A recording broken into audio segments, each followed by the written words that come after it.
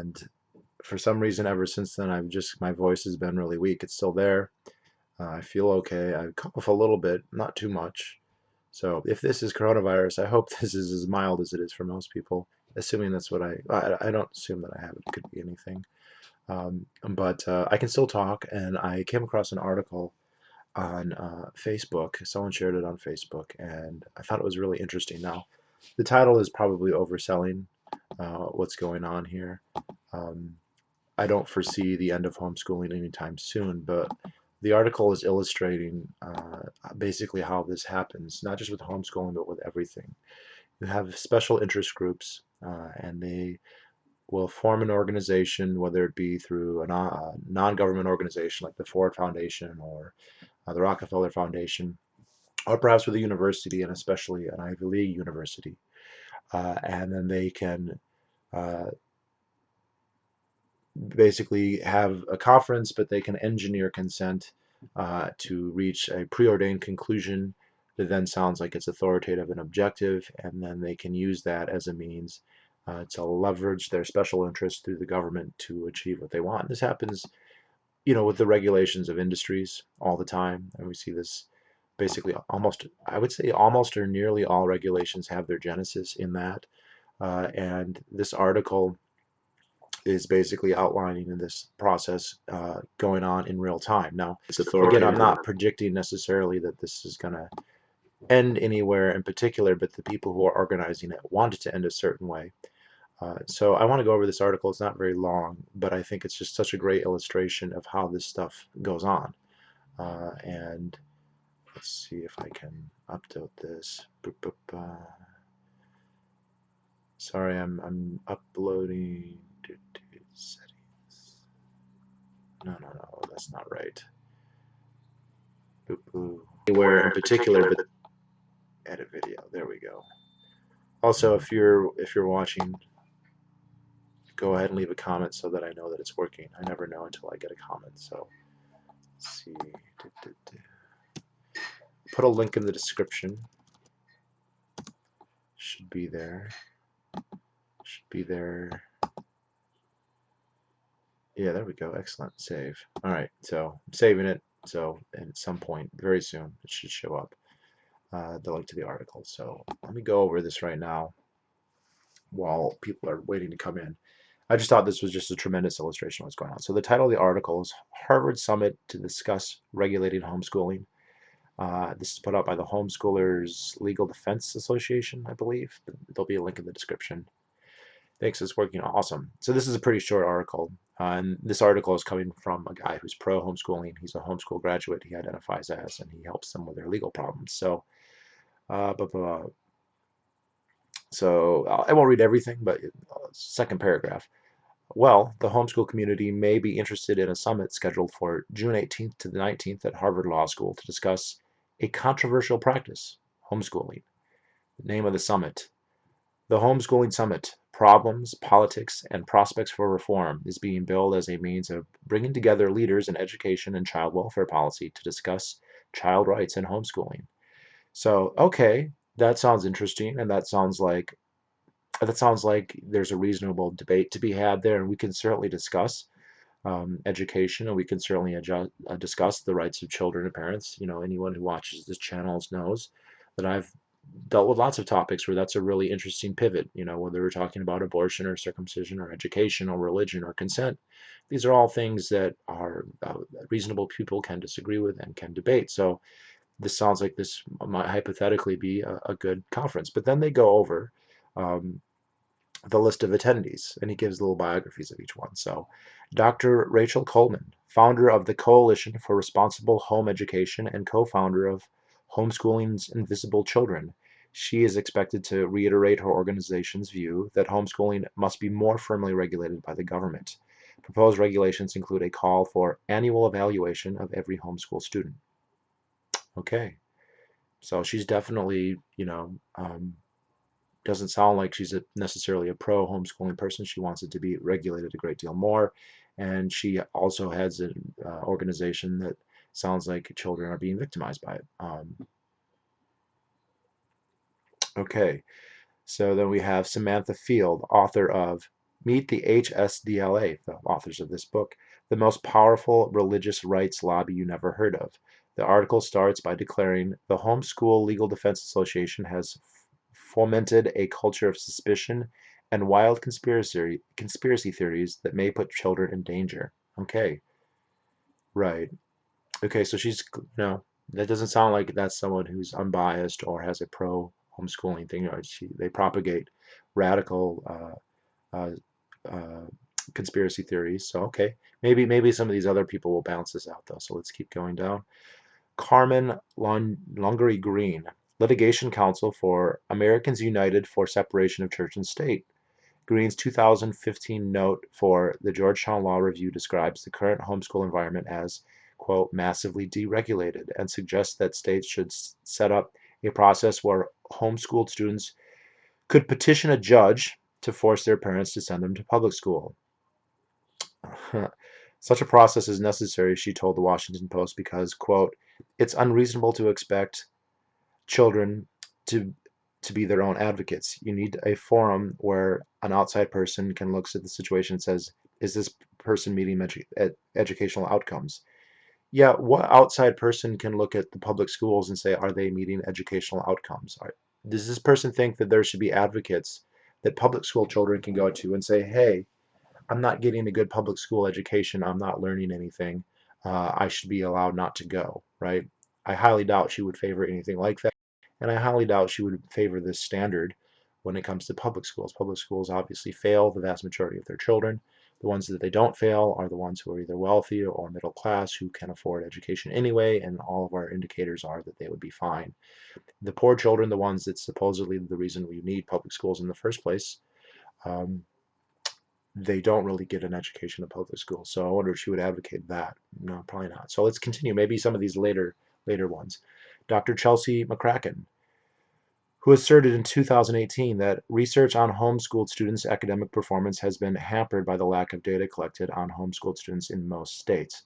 So that almost sounds neutral, except all the data we have is that they do better academically, regardless of their ethnicity, regardless of their uh, socioeconomic status. So it's probably true that we don't have perfect data on this, but that doesn't mean that there must be a problem. If all the data you have is positive and favorable relative to public schools, right? So there's not a lot there. That's not necessarily, it's certainly fair if you wanted to study homeschool to say, I wish we had more data. Yeah, that's fair. That's not necessarily a biased opinion, but it's also not a pro opinion. And again, uh, we have plenty of data on public schools, and that doesn't make them okay. I mean that they're doing a good job. We know a lot about public schools, and it doesn't even matter how public schools do on the tests. It doesn't matter what the curriculum is or what the pedagogy is. People just assume that it's correct, and it doesn't really matter what they get. Like we have a testing regime, but the results doesn't matter. The more they fail, the more they get rewarded anyway. Then we have Dr. Barbara Knox, who worked at the University of Wisconsin School of Medicine as the head of the hospital's Child Protection Program until 2019, when she voluntarily resigned while under investigation for alleged unprofessional acts, including intimidation of her colleagues. Okay, author of this story, that is poisoning the well. I will say that. Whatever is involved in that story there, it sounds like he's putting a lot of opprobrium on her based on an incident we don't have any details on. So that is clever writing, but call a spade a spade. That is poisoning the well. But let's continue because there's more to her biography that's a little bit more relevant. She currently works with the Alaska Child Abuse Response and Evaluation Services, a department charged with making medical determinations about whether a child has been abused or not. Dr. Knox is a leader in the field of pediatric child abuse medicine, a specialty that the Parental Rights Foundation contends can lead to doctors seeing child abuse lurking behind every injury. Okay, fair enough. But again, are we going to look for this in public school students or students who are abused in public schools? This is something I get with the atheist crowd a lot. Well, they'll talk about priests being child molesters and priests doing bad things to children and how this proves the Catholic Church is evil and the Catholic Church is blah, blah, blah, blah. But then it doesn't matter how many public school teachers abuse children or molest children or any of that. No matter how often that happens, no matter how blatant the problem is, even though many of them never even get fired. I mean, it's the infamous padded rooms in New York City where teachers who are serial molesters who can't be fired are just paid to sit there and read the newspapers because they know that they're a threat to children. Is this person upset about that? Would she contend that public schools need to be scrutinized more and abolished, potentially more heavily regulated because of this? Probably not. And then we have James Doyer, a law professor at the College of William and Mary. He is the professor famous for claiming that, quote, the reason parent-child relationships exist is because the state confers legal parenthood, quote, end quote. In his 1994 Law Review article, Parents, Religion, and Child's Welfare, Debunking the Doctrines of Parents' Rights, Dyer argued that, quote, the claim that parents should have a child-rearing rights rather than simply being permitted to perform parental duties and to make certain decisions on a child's behalf in accordance with the child's rights is inconsistent with the principle deeply embedded in our law of morality.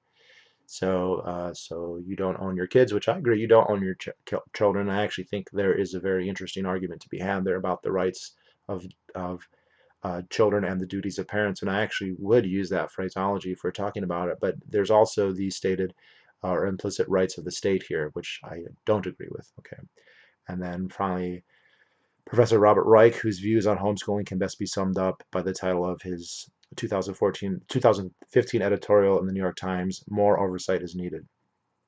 And the summit is being organized by Doyer. The parents don't have any rights, and Elizabeth Barnhart. It is recent article, homeschooling, parents' rights, absolutism versus child rights in education and protection. She recommends a presumptive ban on homeschooling with the burden of parents, uh, with the burden on parents to demonstrate justification for permission to homeschool. So this is kind of what they have in most European countries like England and Germany. Ostensibly, it's legal, but the burden of proof falls on the parents, which means, practically speaking, you can't homeschool your kids. Um, just similar to countries that say that ostensibly you have gun rights, but you have to get permission, and then they never grant it. Uh, so the preliminary agenda includes riveting topics such as the current politics, HSLDA, dominance and tactics, and concerns with homeschooling. So yeah, the summit looks like a fascinating lineup of speakers, and HSLDA would love to attend. Alas, it's invitation only, and the exact location is undisclosed. And then he says that they know where the hotel is nearby. So there's so much interesting here to talk about. This is very, Chomsky talks about manufacturing consent when it comes to an electorate, and he's absolutely right about that, and that's very real, and that's something that's an inescapable element in any kind of democratic system, whether it be direct democracy or even a representative democracy. But when you have a mixed economy, when you have an interventionist state, you basically have rule by special interests. Because of rational ignorance and because of the diffuse costs of policy with the concentrated benefits, right? So like a tariff on sugar, everyone pays a little bit more on sugar, but no one's going to go get mad because every year they spend $8 or $12 or $20 more on sugar. So there's not going to be a movement to undo the tariff. Whereas the individual sugar manufacturers, they may be looking at millions of dollars per year each, so they have a really strong incentive to form a lobby and to be active here. So, but it's not just true with regulations and on business. It's true with anyone who has any kind of worldview or vision for society. You form a private institution or private non-government agency, an association, whatever it is. You become the experts in that field by self-declaration, right? Because you only invite people who agree with you. You have a forum, you have a report, and then you bring that report to, well, with some lobbying effort, whether that's money or just influence or the prestige of your position, right? This is happening at Harvard. These people have been published in Georgetown and other, and they can say, hey, you should do this. Here's why. The state has an interest in regulating things anyway. They have incentives to want to do that. They can hire more bureaucrats to do that. They have more power that they can then use, not just in a corrupt way, but in a way of just they want to feel like they're being beneficent, and they want to feel, hey, we're do-gooders, look at we're doing this, and wow, this organization says that this is a big problem, and here's their evidence. They had a convention about it, and of course everybody who is a speaker at the convention, and this is real famous. This gets kind of into, a lot of people consider it conspiracy theories, but it's really not. where you can go back, and this really ramped up at the in the turn of the century and at the start of the 20th century and the 19th century, where you could have a non-government organization. The Ford Foundation, the Rockefeller Foundation, the Carnegie Foundation are the biggest ones, but there are many others. And they've got the money, and they can go and they can find academics. They can either pay them to change their mind, which there's plenty of people who are willing to do that. There's plenty of people who can practice self-deception, right?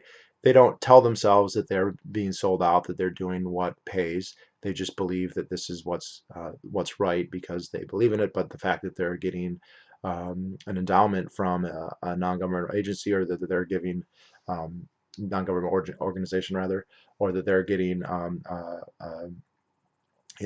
paid position or a title because of it, they can deceive themselves. And the other thing is that you can just be selective about it. So if you have a view, even if it's a minority view, even if only 10% of the academia believes in what you believe, well, you take your money and you only go for that 10%, and you subsidize them and not everybody else. And in a generation or two, suddenly you're looking at 30 or 40%, and in 2 or 3 generations, you have the majority of the field, or enough of a field that you can basically manufacture consensus, or what sounds like consensus. So we get this all the time, and it looks like this is very much going on in homeschool. Now, the tenor of these people, the things that they've written, the titles of their articles, their quotes, they definitely don't like the idea of not being able to control what your children think. And the government doesn't like that idea either. That's why they mandated people go to school. The number one argument people give for public schools is, well, what about poor people who can't? Because people understand most people can afford or have the means, even if they don't have the money, they have the ability to educate their children in a way to levels that approximately are okay. Um, Although the metric for what is approximately okay is actually a really interesting question that is kind of left by the wayside as soon as the public schools are established. But then the argument is, well, not everyone can afford it, so we should have public schools to help the poor children. But if that was true, then public schools should just be like welfare. It should be something that's available for people who are poor. So people who have means, or who are educated, children from families that have them be literate and have them know things and have them, be industrious and have a good job or whatever else, there's no reason to force them to go to school.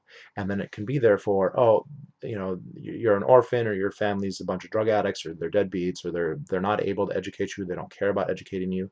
Okay, we'll have a state-run school that is an option that's like welfare. Just like we don't give everybody money, except for now apparently, but we'll give you money if you don't have a job and you're destitute in some sense. Okay, fair enough. But then why make it compulsory for everybody? Well, because the state wants you to want, not just the state, but these special interests, right? And it was things like the Carnegie Foundation and the Rockefeller Foundation who went to the various states around the country and said, you really should mandate this. And they had the reasons why. They wanted to change the curriculum for X, Y, and Z.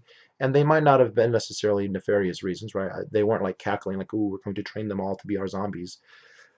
A lot of the stuff you can read in the Progressive Era certainly sounds that way if you read enough John Dewey or John D. Rockefeller, or even his grandson, David Rockefeller. It does actually sound like that. David Rockefeller famously referred to basically everybody else as, quote, helpless people yielding themselves to our molding hands, right? So that is a perspective that many people do have. Many people do have the conceit, not even powerful people, even there are many regular people who, as some people call them midwits, that they're smarter than your average person, but not a lot. They're not geniuses, they're not brilliant, but they're smart enough to be smarter than the average person that they meet, and they want to see themselves as being smarter than everybody, and they think they know what's best for everybody, and then they look at something like education, like they don't want to see 1,000 flowers bloom. They don't want to see homeschooling, or they have an idea of a curriculum that they think is absolutely ideal that everyone should live by. And even if this government is not doing that, or even plausibly can't do that, which is actually the case, just the idea that it could hypothetically implement their worldview is enough to draw them to support it. So let's see.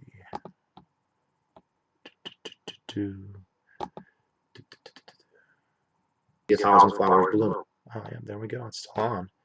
Still on. So I'm not saying that this is going to go anywhere. This is just a conference prints, but this is definitely people working to this, and the incentives of the government are to push it in this direction. And so I think that we should definitely be aware that this is going on, and this is what they're going to push for now. Thankfully, homeschoolers themselves kind of form a special interest group, and the argument for them is pretty strong because they're still paying for the public schools. So they're contributing to the tax base. They're helping to pay for them, but by not having their children go, they're lessening the load. So, it really makes, and the fact that academically they do fine, and there's no evidence that homeschool children are delinquent or that they're causing problems or they're more likely to become criminals. We just don't have any kind of evidence for that. In fact, if anything, rather the opposite.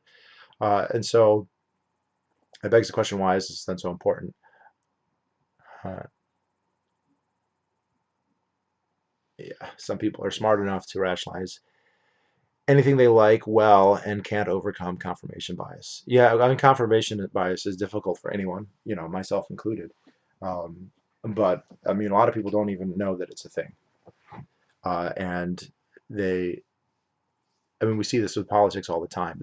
They don't realize you're in an echo chamber, and there's such dissonance when they get out of it that, I mean, they should realize.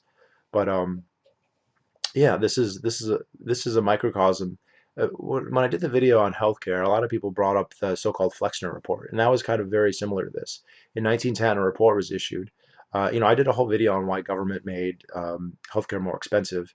And by the way, there's been more with the FDA stopping innovations, stopping tests, stopping masks. Like, it's crazy that they've even done worse than I originally thought. But there was actually a famous report called the Flexner Report issued in 1910, which I was not aware of. So people in the comments said, "Oh, thank you for bringing that up." I didn't even bring that up, and that should have been brought up because that was one of the most important regulatory. It itself wasn't a regulation. It was I think it was the Carnegie Foundation who set that up, and they basically hired one or two doctors, and they came out and they said, "This is what we think should happen." And basically, they said there's too many doctors and there's too many medical schools. In fact, specifically, there's too many black medical schools. And they said, we want to raise the quality of doctors, which sounds nice. But the way to do that is to reduce the number of medical schools and to reduce the number of doctors. And so from 1910 to 1920, the number of doctors who graduated from college in the United States, it got cut in half, which is crazy when you think about that we were becoming more wealthy and the population was growing. And the number of schools was reduced by a huge number. And the number of black schools was reduced. I think there was something like 17 black colleges that were training doctors, and it went down to just one, Howard University in DC. So um, the thing is, the Flexner Report wasn't legislation, but then it was brought to the various legislatures in the states, who then said, "Hey, this is what the experts say," and they implemented it. And so many states restricted the number, like set in stone, the number of medical schools they can have. And so that's the process that we have. And like the Flexner Report, that's just one guy, that's just his opinion. He invites three of his friends over and they say, "Hey, we have a consensus." And then they can bring this, and if they have credentials. I work at Harvard. I'm the Carnegie Endowment's chair of whatever. Boom, bada bing. Uh, this is holy writ now. And then it especially works if you're telling the government something that's incentivized to want to believe in anyway. So if you're a special interest and you come to the government and say, "Hey, we're a special interest. We've done a lot of research, and what you should do is eliminate half your bureaucracy and cut taxes 20%." That's going to be a very hard sell because they're diminishing their own power. They don't want to do that. They don't want to diminish their own influence. They don't want to tacitly admit that maybe they're too big and that they're part of the problem.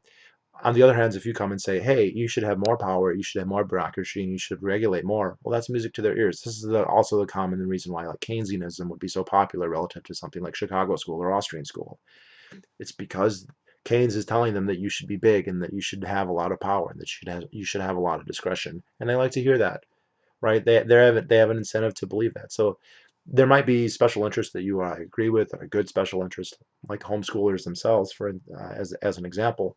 But the incentives of government are going to go towards their competition, and also they're not going to bring the same level of credentials. Oh, you have a homeschool degree and you're a lawyer? Well, this guy went to Harvard, so he's obviously smarter than you'll ever be.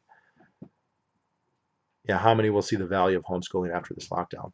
Yeah, see, that's a good thing. They planned this. I've been saying that might be the biggest silver lining, because John Taylor Gatto in his wildest dreams would never believe that at the start of 2020, uh, every single child in the country would be out of high school, out of middle school, out of elementary school, and out of college and home.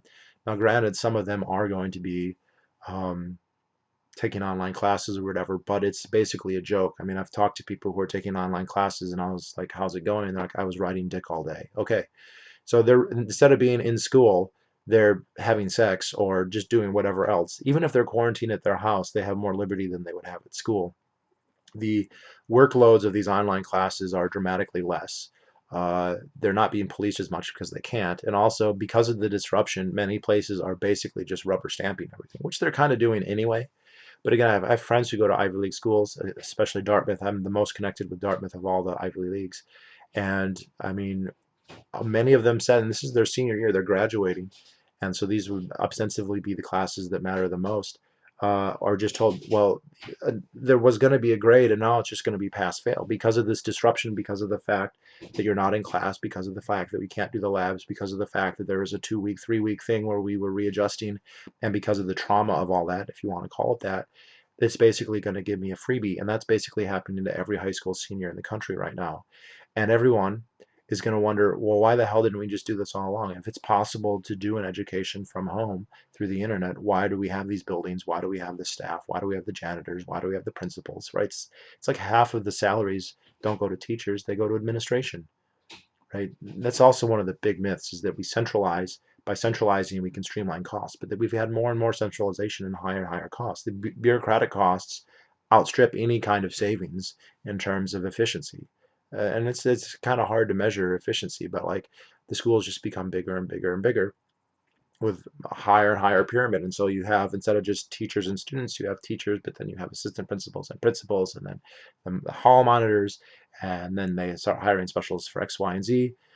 So yeah, it's kind of interesting that they're having this conference now. Obviously, it was planned before, but this is going to be a huge blow to public schools. Now, granted, uh, not everyone who's home right now is going to become a hardcore homeschool advocate as a result of this, but some proportion of them will. And it might be small, maybe it's 1%, maybe it's 3%, but it's going to be a lot at the end of the year. And even the ones who don't become homeschool advocates are going to ask, why not just do this all along? Why am I paying, if you're in college, why am I paying for room and board? Right? A lot of them are getting ripped off, by the way, too, because the schools are keeping the room and board. Um, yeah, let's see. I think this will help validate the case against education thesis. Will there be any detectable outcomes from everyone missing equal time in education? If not, it's an indication of a single signaling model. Yeah, it, there probably won't be any kind of measurable metric by which people are less educated because they're not going to school. It very much, it could be a emperor's got no clothing. This is the so important thing that it has to be mandatory, that it has to be compulsory, and that the alternatives have to either be banned. I mean, one of the authors here is saying that the presumption is that you don't have the right to homeschool, that you have to get permission, and only if the and that person would favor standards that would make it impossible. Like, you just know it. There's no way, if that's your stance, then there's no reason to allow it at all. Um, Even if you had, two parents who both worked at Harvard and were outstanding and were wealthy, he'd probably say, nah, yeah, they won't be socialized enough. But um, this is going to happen. No one's in school right now, and there's going to be no ill effect in terms of education, in terms of what people know. Now, I think it's probably fair that they won't learn as much of the curriculum as they were going to learn. But the problem is that the curriculum's relevance is very, very questionable. They don't remember it anyway. So, even if we had this semester and they've continued and everyone had their finals like they were going to normally have, within 2 weeks of those finals, something like 85% of what they learned would be forgotten anyway. And so it doesn't really matter if they only learn 50% as much, they're going to forget it all anyway. So, yeah, that begs the question, why are we paying for it? Why are we going? Why are we compelling people to go? I mean, it would be bad enough if you were going voluntarily and then you realized, it'd be like if you paid for a gym membership and you were paying a lot of money, like $1,000 a month to go to the gym, and uh, then you stopped going to the gym and you got in better shape, right? You lost 50 pounds and your lean mass went way up, and then you'd ask yourself, wow, what was I doing? Now, obviously, I think that would be difficult, and I think gyms are beneficial for people who choose to go, but the analogy stands.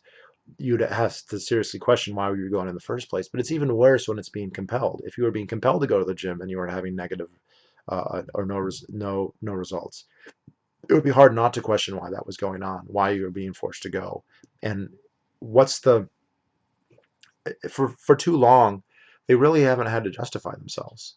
right? It's just presumed that they're necessary and that they're okay. And all the testing that we do, none of that is seen as any kind of metric that by which they could fail, right? The public schools can't fail. It doesn't matter how bad the test scores are. It doesn't matter how little relevance there is between students who do well and actual outcomes. None of that matters. It doesn't matter. They're just automatically justified no matter what. And for how much they cost in terms of money and the fact that you're giving these people these decent salaries with amazing benefits that last forever, uh, and then even more than that, the compulsion, you're forcing someone to go, like, this is so important, you have to go. Or if you don't go, even if you don't go, you have to pay. And if you don't go, you have to do something that we can manage and make to be just the same. Well, I feel like you should have a pretty high bar to do that, and they just don't, right? They don't even have a way by which you can say that it wasn't good enough or it was good enough. It's just automatically the same. And this is the problem with government generally. There is no way for you to assess and say, yeah, I've decided that this is just is not good enough, it's not worth the cost.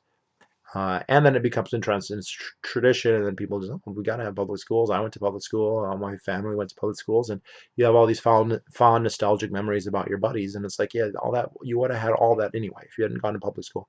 Kids who are homeschooled have fond memories, and they have friends, and they socialize, and they can read and write, and they can actually read and write better at a fraction of the cost. Right? They don't spend nearly as much on average. I mean, I'm sure there are homeschooling parents who spend thousands and thousands of dollars per year per student.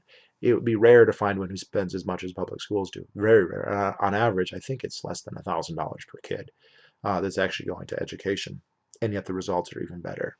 Um, and again, we can see right now with this shutdown that people are that they can do in 1 or 2 hours. They can do all the work that they were supposed to do in 8 hours of being in school and listening to the bells and going between lockers and just jumping through the hoops and sitting in class not learning anything. I mean, how often were you sitting in class not learning anything? It's a huge, huge amount of the time. I mean, even if you assume that all the lecture time you're learning, which is false, you're not.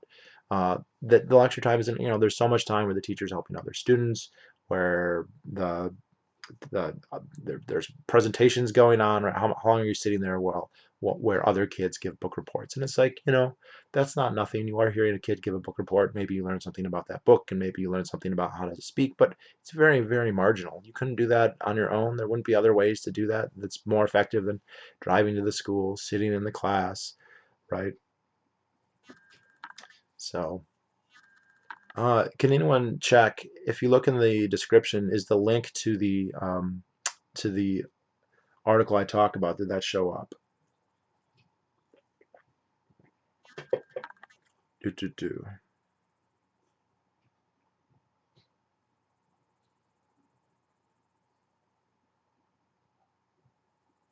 One of the other things, man, everyone's on social media now because they're all stuck at home.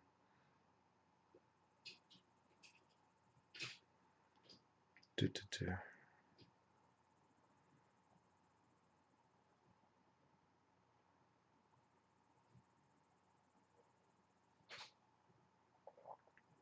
Yeah, one of my friends just joined the Free State Project. If you're out there, Ben, get over here.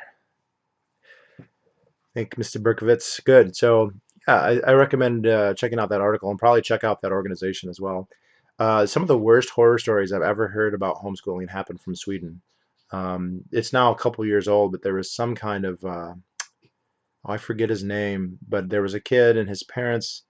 It was interesting. His parents worked in like the foreign service, and uh, they were going to go to India to work or something like that, and they moved around a lot, and so they ended up only being like they were only going to be in Sweden with their son for like 2 or 3 months during the school year, and they wanted to teach him to speak Dravidic or whatever language they were going to have in India, and so they, technically homeschooling was legal, and so they applied to do it, and they got an okay. You had to get local approval, which they obtained, and then the school said okay, but then the Child Protective Services decided they didn't like it, and since he didn't go to school because they thought they were homeschooling him, they came and took him away and put him in foster care. And they allow like supervised meetings with the parents, but the parents aren't allowed to tell their son that they want him back. They have to say that they're happy he's in foster care and they want him to be in foster care.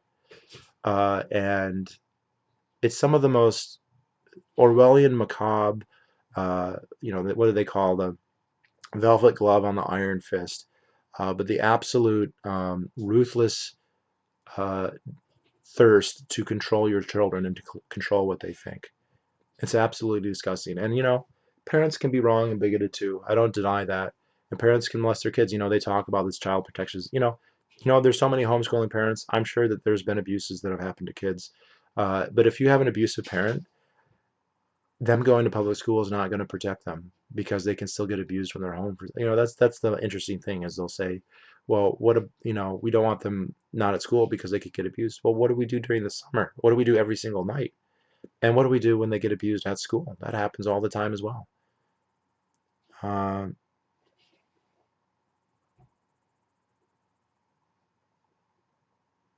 Ask my friends with kids if the cost of brick and mortar schools are worth it.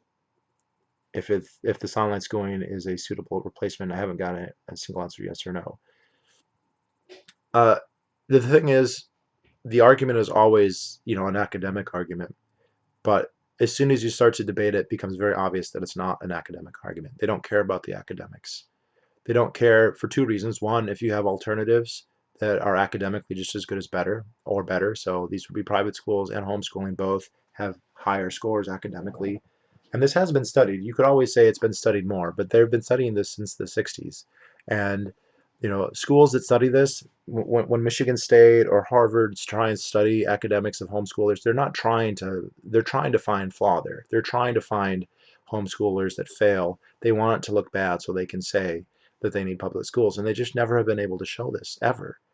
And this has been studied a lot. Now, again, you could say it could be studied more, fair enough, but it's been studied a lot. And then the other thing is, but obviously academics aren't the reason then. And then the other is that it doesn't matter how bad the academics are at a public school. Like I always said, how bad would the academics have to be at a school before you would say it should be closed? Like if they had 100% illiteracy rate, would you say, that school needs more money and needs more compulsion? Right? So it's clearly not about academics, because if it was, then you would have to seriously question the entire system, and they're not, because it's not about academics. And it never really was. I mean, if you go way back to Horace Manns of the world, I mean, the initial compulsion was religious. They wanted to stop specifically Catholics. They wanted to have them not be Catholics and go to parochial school. They wanted them to be good WASP Protestants. And then you had the foundations who got in there who wanted to make what they call good workers. And then you had the socialist nationalists, the John Deweys of the world, who wanted to make quote unquote good citizens, whatever that meant. And whether you learned reading, writing, or arithmetic, that wasn't really the point, and it never was. Um, let's see. It's weird. I get notifications when you go live, but don't show up in my subscription feed or live streams.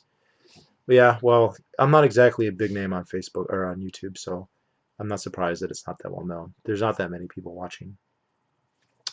Let's see.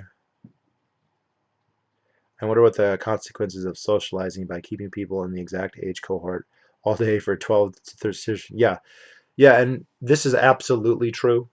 And Gatto has pointed this out, and this needs to be researched more, I think, or like understood. But like we are social animals, and we are not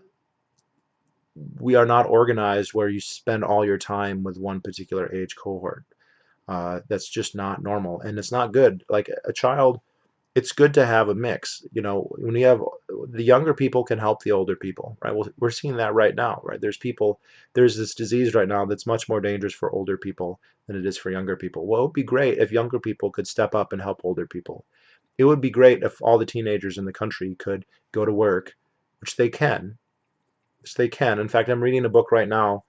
Um, it's called About Face, and it's by a lieutenant colonel in the U.S. Army who is one of the most decorated ever. Right? He was an amazing soldier, and he joined the army when he was 15. He lied. He lied about his age, and he joined the army when he was 15, and he did great. And so that would be wonderful, and also it would be wonderful for younger kids, teenagers especially, to interact with adults so they can see, hey, not everyone's a stupid teenager. There's a way to be a real man or a real woman, to be mature, and to learn from them and learn from their experience. And they're not going to get that when they're isolated cohort by cohort by cohort. And I think there's a lot of the misanthropic, angsty teenage behavior that we see is because they're segregated like that. And again, Teen 2.0 talks about this brilliantly, and I think that and Gatto as well. So like keeping them segregated in that way, it retards their development socially, and it retards their development in terms of marketable skills too, right? Because they're legally prescribed from the workforce. And it's also interesting, again, the article as I talk about, if you read it, they're saying students should have a right to challenge their parents, but like, do they have a right to challenge the government? It's interesting that like that they can't, they're not an adult, they don't have like agency, but they should have agency to run to the state, but they don't have enough agency to run away from the state. Hey, why is your voice so hoarse? So I don't know for sure. A couple days ago, I had my birthday, and I ended up on the phone for many hours talking to friends and family. And then that was 2 or 3 days ago, and it's still really hoarse. I don't know. I feel okay, but maybe I'm just sick. Maybe I have coronavirus. I don't know. Uh, there should be a license to have children. Children are new beings and should be ensured a high quality of life. The perpetuation of suffering needs to be stopped. A license issued by who? And I don't trust the state to really manage suffering. No, I agree. Like, if you go way back when I started this channel in 2011, after I talked about gun control, I think one of the very first things I talked about was child-parent obligations, because I think this is a really interesting question. And I think that there's a lot that our society has gotten wrong about it. Namely, from a strict ethical point of view, it's the actions of the parents that create the child. And so the parents are the responsible party. It's not the fetus's fault that it was conceived. It's not the fetus's fault that it was born. And it's not the young child's fault. Now, at some point, that changes. At some point, you have enough agency that you are responsible for what you do. This either happens pretty early, all of a sudden, or it happens gradually. I think it makes more sense in developmental terms to see a gradual increase in agency. But that doesn't happen until later. Certainly not until really puberty and soon thereafter. But so I don't think that children have obligations to their parents. I just don't. Vis-a-vis being their children, you can incur an obligation to your parents, right? So if I go to my parents now and borrow money from them, I can sign a contract and I'm obligated to pay it back, sure. But as being their child is not the reason why. Uh, do parents have an obligation to their children? And I would argue that they do, because they're responsible for it being born. It was their actions, whether they intended to have children or not, to create the child. And so they're responsible. To what degree are they responsible is a really interesting question, and I think it's a hard one to answer. But I would say that uh, if there's a general societal understanding of what it takes for a child to be reared to where they're independent, then when you risk creating a child, then you risk incurring that a responsibility to bring a child to the stage of responsibility. And of course, you'd have the option of not, I don't want to say selling, but abrogating that to somebody else if they were willing. So if you wanted to adopt a child, you could give up your parental rights. You could, someone else could take on your parental obligations, to say it like that. If I have an obligation, say I owe someone $1 million, somebody else can come and say, you know what, I'll pay the $1 million and then I'll take your child, basically. So I don't think, though, you should have to have a license to do that. I don't. There's no authority that is responsible or has the authority to grant a license for something like that. Uh, would you rather your kid be socialized with kids their age or socialized around adults? Which one will the kids to act more maturely? Well, it should obviously be both. I think it should be both. Um, Having exclusively, if it was only exclusively one, I would have it be with adults. But I would want a kid to have kids around as well. But there should be both. Got the coronavirus over the phone. So yeah, and there's been some studies of this, like in Teen 2.0, he talks about in Scotland where they would have kids in school who were just serially delinquent. They never came to class, they never studied, they were always raising trouble. And so they had a program where they would went and basically become apprentice, like they work at like a mechanic shop or some kind of job, and then they're working with adults basically. And they were fine. They didn't cause trouble. They started working and they gained a vocation. And they maybe didn't even like that vocation, but they just used it as a good experience. But it's someplace where you actually have value. There's actual purpose. There's a meaning for what you're doing, and you're seeing how normal people work.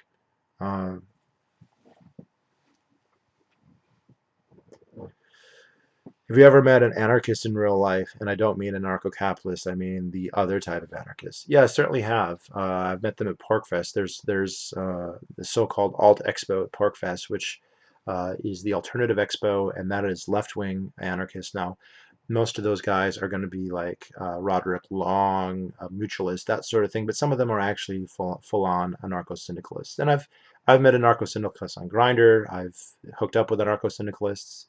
I know a high school anarcho-syndicalist that I met a couple months ago.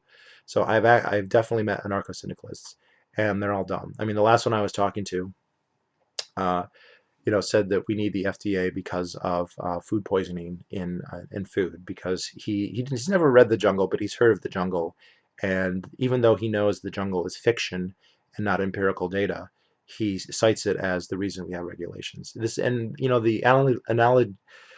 Now, that would be like a libertarian saying that the reason we don't need regulations, the reason we should have laissez-faire, is because of this wonderful historical document called Atlas Shrugged, right? Oh, Atlas Shrugged proves that you can't have big government.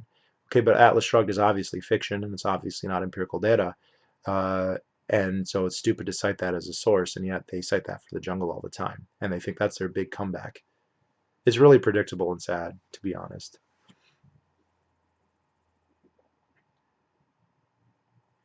I wish government would train students in 2 to 3 career paths: mechanic, programmer, nurse. And by the time they graduate, they could be a master's in marketable skills, but people would object to this because they don't get to try new things, but people currently seem to put little thought into career choice, usually just what the classes are like. Well, so I'll admit that like having you know, um, a pedagogy that's about basically a career track, there's probably a stronger argument for that than what we have now, which is a kind of a vague universal pedagogy. There's just this idea that there's a curriculum that everybody who's normal should take, but it's not clear what that is. People debate it ad nauseum, and there really isn't an answer here because people have different values. The problem is the state's ability to implement something like that is basically zero. It goes against the idea of having equality. So, um, if the whole point of the public schools, the whole rationale, the intuition that it's satisfying is the idea that everyone gets an equal chance.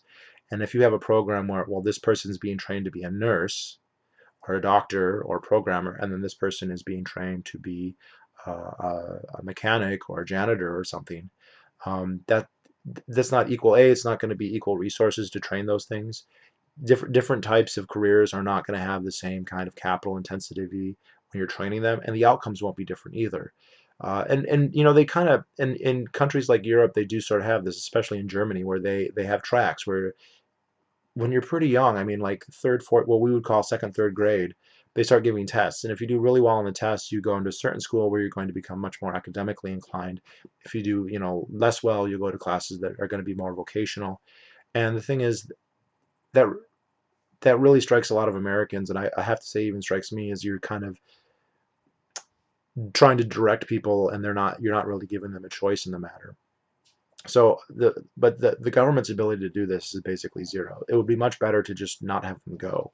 Like I'm if the number one reform I would have would be to abolish high school. To just have it end at 8th grade, or even better, have it end in 5th grade.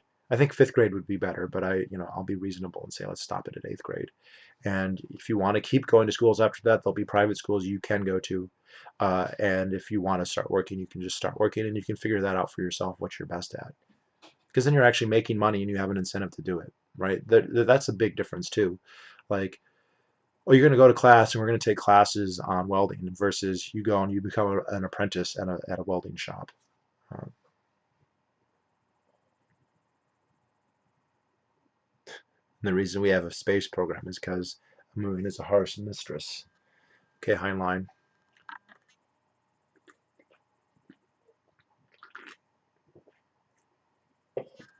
What's the difference between anarcho-communist and anarcho-syndicalist? You would have to ask them, because whatever I would say, one or both of them would say that's not right. That's not what they mean. From my perspective, there isn't a difference. Especially with the anarcho-communists, this doesn't make any sense to me. But they are out there, and they're very jealous of the name libertarian and of the name anarchist, and they get all kinds of in a tizzy when you call yourself a libertarian and an anarchist.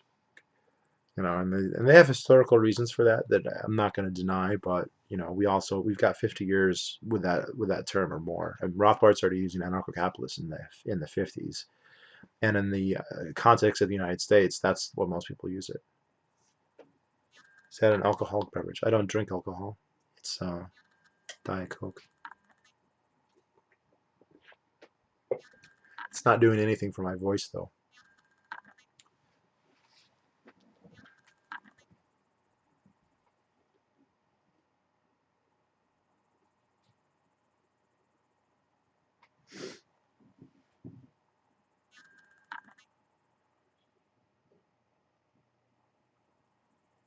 Coke Zero gay.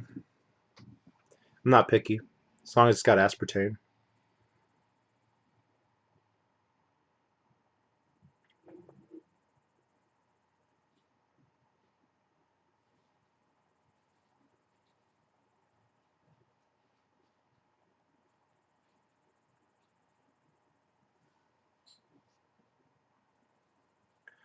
I hear there's going to be a shortage of Diet Coke sweetener. Yeah, I've heard that too, actually. So get while the getting's good. I'm definitely going to hoard it.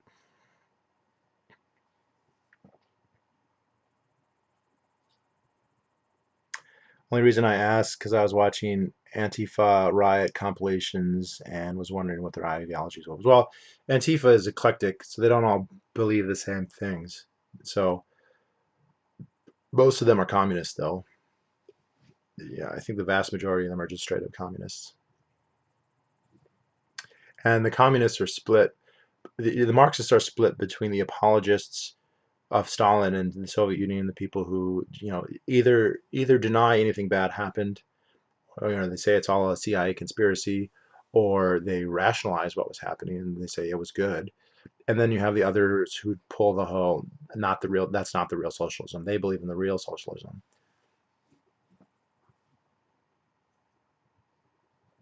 I'm hoarding Zero on Monster. Yeah, it's illegal, isn't it? Didn't they say no more hoarding? That stuff is going to be worth a lot on the black market in a little bit. Yeah, I've heard that too. The rumor is that there's going to be shortages of a lot of this stuff, and can't fault people who are planning ahead and buying a lot. I just this whole concept of hoarders, that's the rational thing to do. You should have been doing it before, and that's another silver lining from this whole situation is like the number of preppers is going to go way up. And it's not necessarily that prepping is always the right way or there aren't weirdos in prepping or whatever, but the idea is you should be responsible for yourself as much as possible, and the idea that you are and really for yourself. I mean, this is almost kind of independent of politics because let's face it, even in a free market economy, you are actually the one who's the most responsible for you. And uh, just to think that you're always going to be able to rely on others or the government, especially, you don't want to be in that position.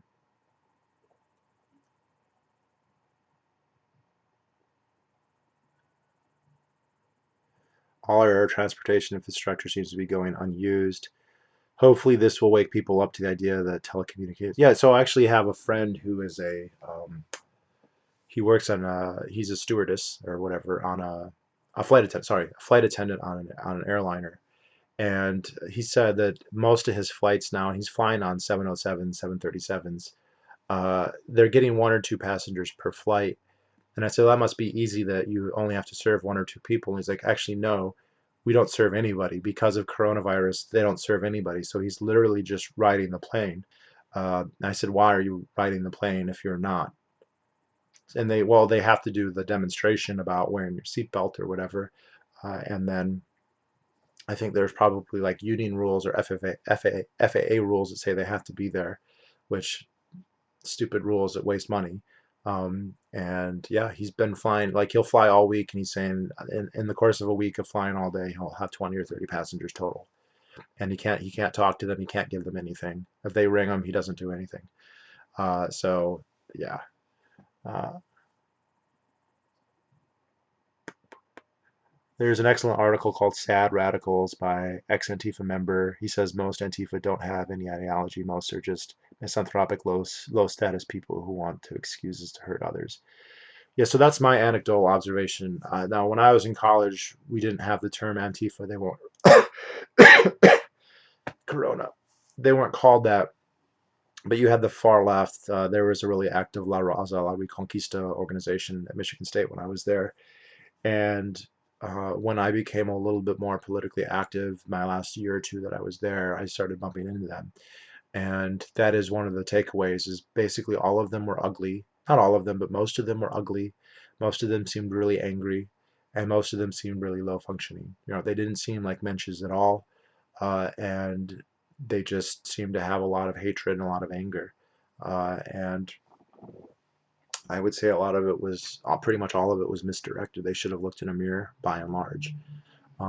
And there's also, they had to depict themselves as a victim. So even the ones who were clearly white, they were Caucasian Europeans, obviously born in America, perfect American accents, they would identify themselves with a hyphen. So I'm Greek American or I'm Colombian. Yeah, I've met guys who identified as Latino, and they're blonde or blue eyes, red hair, perfect American English. Went to Princeton, went to Harvard, and they're like, I'm Latino, I'm basically black.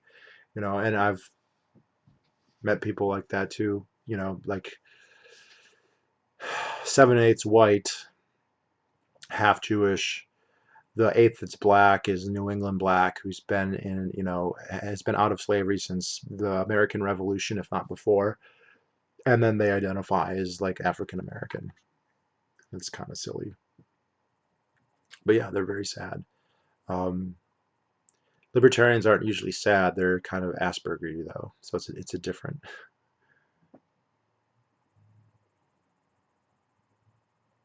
I was just at the store and people weren't panic buying and everyone was being civil and only buying what they needed. It was pleasant. Yeah, the last time I went to the store, it was fine. But I stocked up. I bought a cow, so it's not delivered yet. It's supposed to be butchered in a day or two. But when that's done, I'll have approximately 1,200 pounds of beef. I had to go buy a new freezer to fit it in, but once that's done, I'll just get a generator so that it doesn't go bad, and I'll be good to go, man. I'll just be on the carnivore diet for the next year and a half.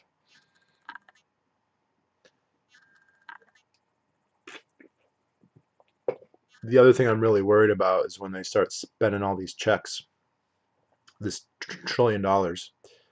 People don't have much to spend it on, and they're all worried about the future. So I think all that money is going to go to food, or a lot of it's going to go to food. And because people aren't working, because food isn't becoming more efficiently produced, I think that we should expect to see. Well, we're gonna look. I'm the believer that whenever they increase the money supplies, that's inflation. That's my definition of inflation. But that doesn't necessarily mean prices will go up.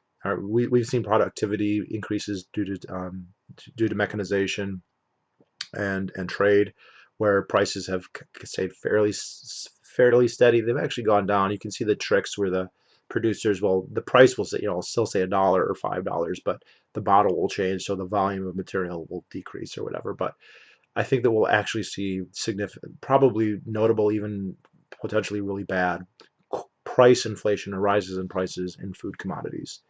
And so the idea of buying a year's supply of beef just made a ton of sense to me. Uh,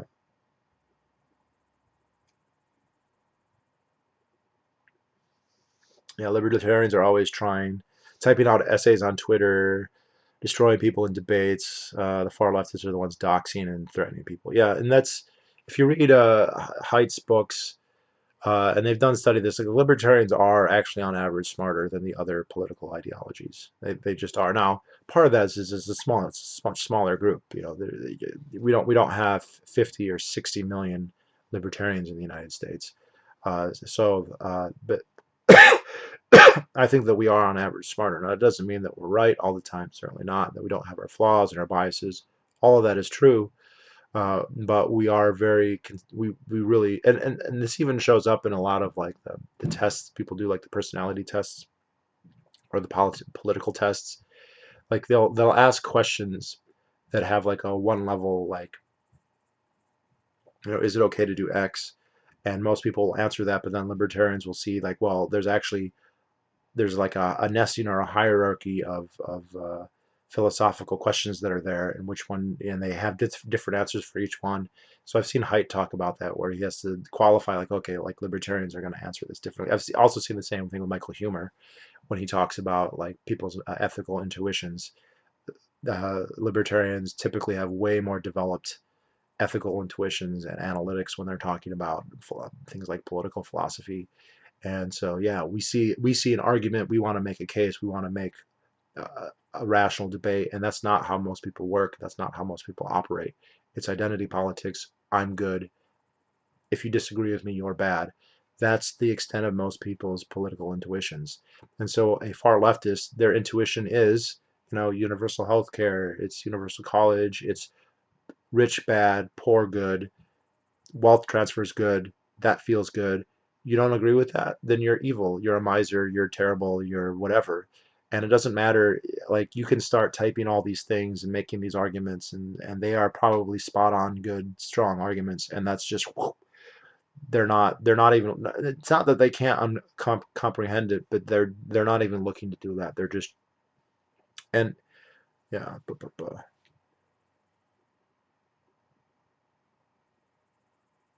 when I joined Young Americans for Liberty in college, I noticed most weren't even libertarian, most were Republicans. It comprised of people that had Asperger's or enjoyed confrontation trolling.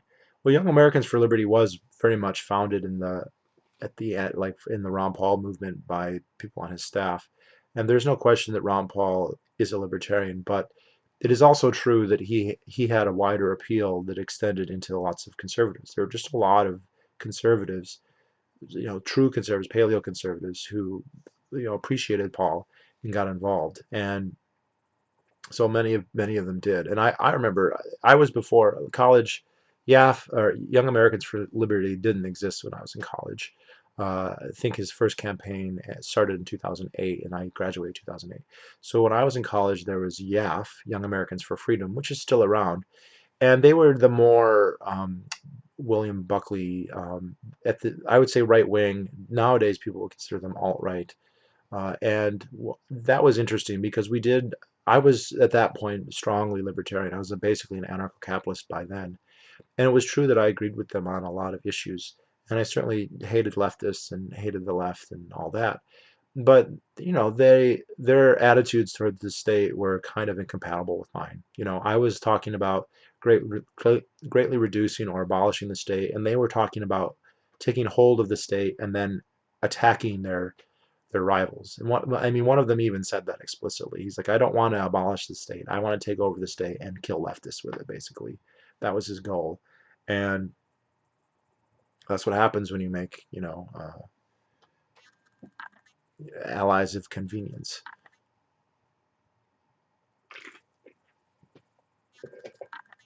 And the other thing was that libertarianism expanded tremendously. And that's good. That's a good thing. But then the makeup of who was a libertarian also changed as a result. And so, I became an anarcho-capitalist probably in 2003 or 2004, right around then, and that was only after around a 10-year process of becoming increasingly minarchist, right? So my initial intuitions, political intuitions, were strongly socialist and strongly nationalist. I just believed in the United States and flag waving, and we were awesome. And I was in first grade when the first Gulf War happened, and I just thought it was the coolest thing ever, and I was rooting for it, and I draw pictures of it and whatever. And when I first started learning about history, I was learning at it from the very much what I would call the Stephen Ambrose version of history, which isn't necessarily false, but the idea that just America is the greatest and we're the best soldiers and the best armies and the best politicians and the best government and the best, the best, the best, the best, the best, the best, the best, and everyone else is terrible and blah blah blah. And if any problem you can list, the government should fix it. And I gradually was like, well, actually, there's a cost to government. There are dangers associated with government, and we should be cognizant of them, and we should weigh that in our advocacy.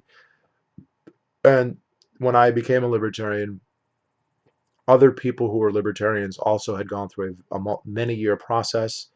They were typically very well read. A lot of them had read a lot of Ayn Rand, but then they read Rothbard and Mises and Henry Hazlitt, and a lot of them, maybe they subscribe to Fee, and the early YouTube anarcho-capitalists. Liberty is Not Given, Ex Omniverse are the first two I always mentioned, but there were quite a few other ones. Also Libertarian. Uh, it was a very, very erudite, very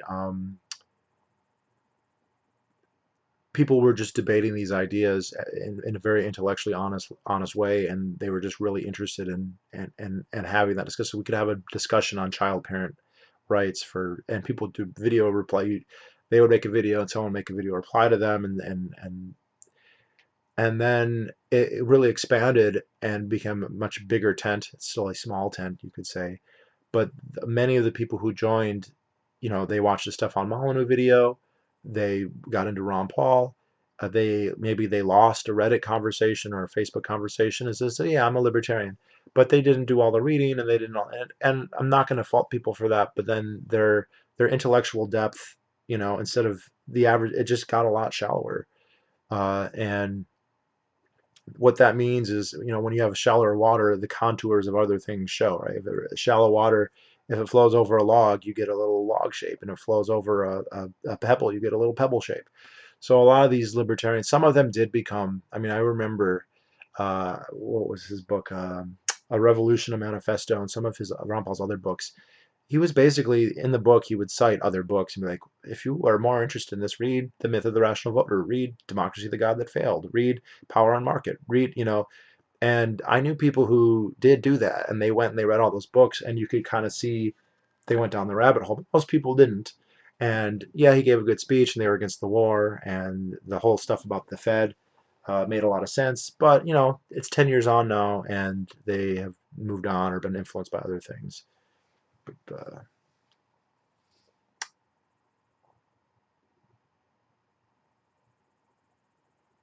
original copy of For New Liberty had a very interesting anecdote about YAF. YAF at my school got disbanded after the people protesting and screaming at them. Less intimidation pushed people. Well, so YAF was founded by well enough Buckley, I think, in 1964, and it was very much to be a counterweight to the left wing student movements, which in the long run, the left wing student movements were vastly more popular and more influential than YAF. Early on, though, there was a split in YAF because some of the people in YAF were hardcore libertarians who read Rothbard. And he's now deceased, but Justin Raimondo, who was a longtime editor at Antiwar Radio, gay anarcho-capitalist activist in San Francisco, he led one wing, and the other wing was the pro-Buckley, just kind of conservative, we got to vote for Goldwater and Reagan types, and they split. And YAF kind of became mostly defunct for a very long time after that. And then where I got involved with it, it it it was kind of springing from new. Like they knew there had been a YAF, but there was no continuity with that previous iteration. And some of those guys, I mean, the guy who headed the YAF organization, and this is a guy that I was friends with in college that I hung out with. He's now Richard Spencer's lawyer. So if that tells you anything. Um, well, what do you think about Ryan Dawson? Oh, I love Ryan Dawson. He does great content. He's really out there, and I'm sure. And I know I don't agree with him on everything, but he's right about 99% of things. And he's a real. I mean, he's putting it out there, and he gets a ton of flack, especially from Hezbollah trolls and from Israel. And um, good on him. He does really good stuff. I've been a fan of his for 10 years or more now.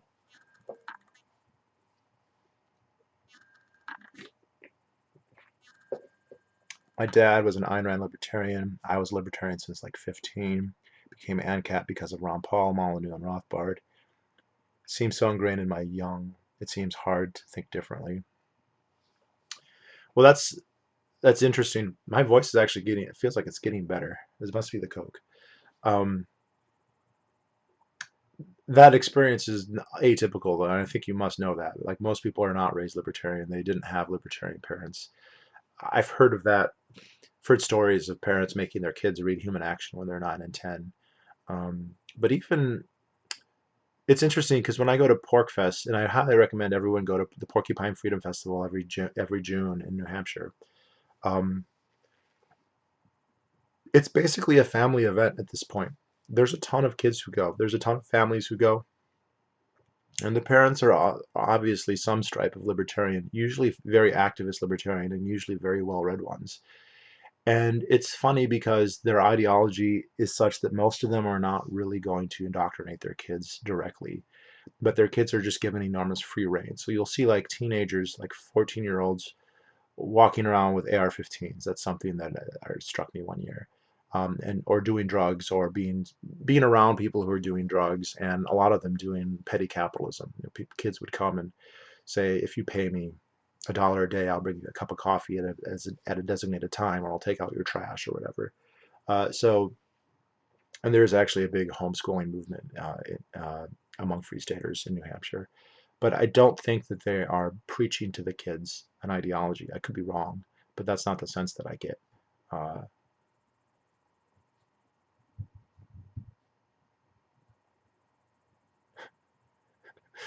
my parents were conservative, and I was one as a teenager. But then I found Molyneux, and I became a libertarian. Sucks that he's a fash now. Yeah, it's hard. It's hard when I criticize Molyneux because, at the end of the day, he's not in the government, right? He's not a communist or anything, and he has done a lot of good, and he has done a lot. He's impressive in his accomplishments, but they're not the accomplishments that he wants to be known by, right? So the fact that he's become an internet celebrity and that he's made a living and he's become as popular as he has, those are all legitimate accomplishments. And he is a very smart guy. His ideology, the way he prevents himself, it does not appeal to me. He's done a couple videos that I thought were really good, but to me it doesn't. But I cannot deny that it does resonate with a lot of people.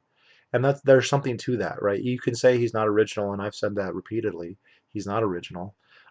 But to put it in a package that will make, you know, in his case, probably tens or hundreds of thousands of people shift in the ideology, that really is something. He deserves credit for that. But the the degree of his like delusions of grandeur, his megalomania, it's just so off the charts, and it turns off so many people. And uh, his desire to just be seen as smart and to be seen as powerful and to be seen as influential and to be seen as the mensch, he's just really sacrificed like his virtues completely, if he ever had any. And it's been interesting because I see this a lot because I am a big fan of Dave Smith, and Dave Smith always seems to defend him like quite strongly. And his take is, well, whoever you are, you're a nobody, and Molyneux, whatever his faults, and that's fair. But I don't know the stuff with the guy who's going to say I'm the best because I'm principled, and by the way, I'm going to pull out a DMCA against somebody who all they did was post videos of him saying outlandish things, or I'm going to say everyone I'll lie to Joe Rogan's face. I mean, that's just don't lie, dude. That's like the first thing. You don't need to be a libertarian to understand that. To somebody's face, and it's so petty. You made a mistake, own up for it. He can't own up to making a mistake. He just can't. And that's a bad mistake, man, to lie to someone's face like that. Someone who's inviting you out, like Joe Rogan's giving you the biggest platform in the world, and you're gonna go and just lie to his face and then run away like a coward when you're called out about it. Right? That's pathetic. I mean, there's no other way to say that. And it was not necessary. He didn't have to be that way, but he couldn't help himself. He couldn't help himself. And I see other people who are like that. There's other, I won't name them, but they want to be famous. They want everyone to know who they are. And we all have, look, I'm on a YouTube channel. I make videos, and I want people to watch them, and I want people to see them, and I want people to like what I have to say. I really do. I wouldn't do it otherwise. But there's a line that I won't, there's things I won't do. I wouldn't be comfortable lying. I wouldn't be comfortable making clickbaity shit every day or whatever. And you can say that's what I need to do to get that to happen. You're probably partially right, but like I'm not. To me, that just seems like you're sacrificing too much uh, uh, uh, of your virtue for something that's not a virtue. And I think that people like Molyneux, especially, and if you looked at all those, and I was just mentioning back in 2008, 2006, 2007, those libertarians on YouTube, and I made a video about this called "The Rise and Fall of the YouTube ANCAPs." Most of those people, whatever their personal faults, and we all have personal faults, but like when it came to politics, they were just very intellectually curious, very well read. They were just interested in a lot of things and they wanted to have a discussion. Molyneux is really the only one in that group, other than maybe Fringe Elements, who he's a different bag of, that's a whole different argument there. He's different than Molyneux, but they're the only two who really lasted. I'm from after that. I didn't start until 2011, and so that was after the golden age, as far as I'm concerned. And um, it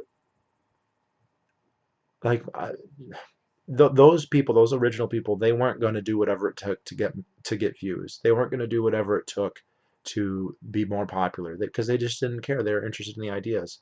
And Molyneux, I think he is interested. Like he learned this stuff at some point, so like he does have that, but he's more interested in the clicks and the views, and some of that's probably just financial. And I can't really begrudge somebody for that. That's how he's making his living. I've always had a day job, so this has never been that for me. I've only recently monetized, and that was only because I don't want to get the channel deleted. I still haven't gotten a penny off of it, and I probably never will, at the rate that it's going. So, like, actually, no, that's not true because people donated. I did make enough money to buy uh, a foreskin restoration device. Yeah. Uh, he is the greatest philosopher in 2,500 years. That's incorrect, Stephen. He's the greatest philosopher in 6,000 years. He's the greatest communicator. No, wait.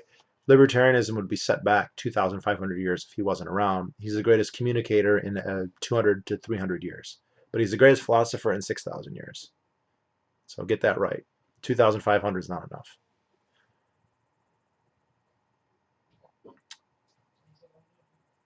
Do you ever wish you were born in a foreign nation that your distant ancestors emigrated from that may not do mass circs like the US, or are you content to be a US citizen at birth? Well, obviously, it's no secret that I wish I had never been circumcised. Although, if I had not been circumcised as a baby, I probably wouldn't even care. Like, it would be a topic that I was not interested in the least, other than maybe as a quirky philosophical debate, which is, the way that I would view female circumcision, right? And you know how many times I've talked about that on my channel. Speaking of which, I'm going to adjust my thing. Um, so uh, now, if you're talking about would I trade being American for a foreskin, that's actually a really good question. Could I? Because let's say I was born, and my ancestors are mostly German, but also English, and so in my age category, my age cohort, I would be uncircumcised in both those countries. So I would prefer to be born in those countries, be uncircumcised, and then move to America and have the best of both worlds. If it's everything else, that's a really good question. If you say, "Oh, I had to stay in England or stay in Germany," that's a good question because there's a lot of things about those countries that I just can't stand, and I love them both.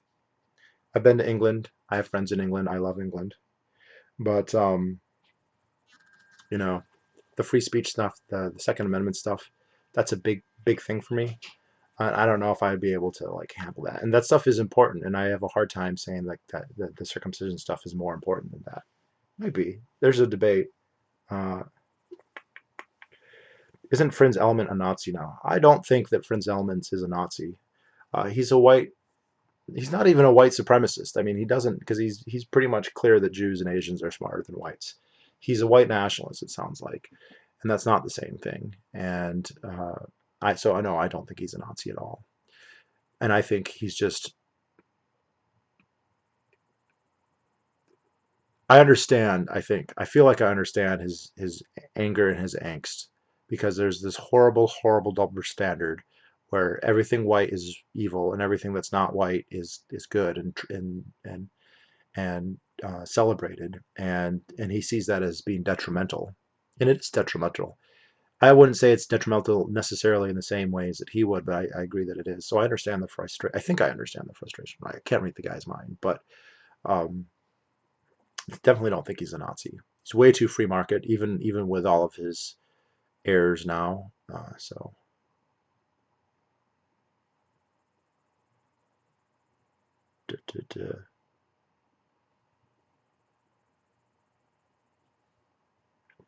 What is your response to people who say this about anarcho-capitalism, that the concept of a nation state is not going anywhere? Well, they're certainly right. The concept of a nation state is not going anywhere, but neither is the concept of anarchy not going anywhere, right? The concepts are both going to be around. So, I mean, I don't know what to tell. States can fall apart. They have repeatedly. Most of our history, we didn't have states. So they're obviously not a necessary thing. If the idea there is that they're just some kind of law of nature that makes states inevitable, they're just completely wrong historically.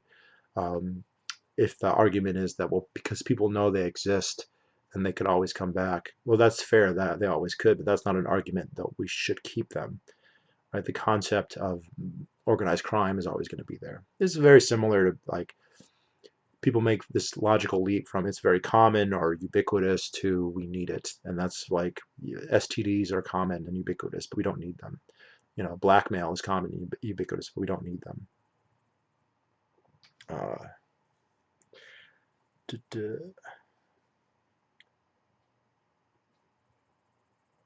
Have you seen Fringe Elements' video discarding pan-European nationalism? No, I think I may have. Is this the one where he points out that one of the things about being white is that you're not a white nationalist, that you are more open to outgroups, rather the people from Northern Europe especially don't have strong in-group outgroups the way that, say, Semitic people do or African people do. If that's the video you're talking about, then I've definitely seen that. And that was, it was kind of like the Achilles heels of what he had talked about for several years, because white, white, white, white, white, but then what do white people want? White people want a universal ethic. White people don't want a collectivist thing. They have a universalist ideology now. So it it's just not going to, I think what he wants to have happen is not going to happen. I think he knows that. And it would be undoing their whiteness in a sense. White people don't want to be like that. I think he was admitting that in the video. Uh,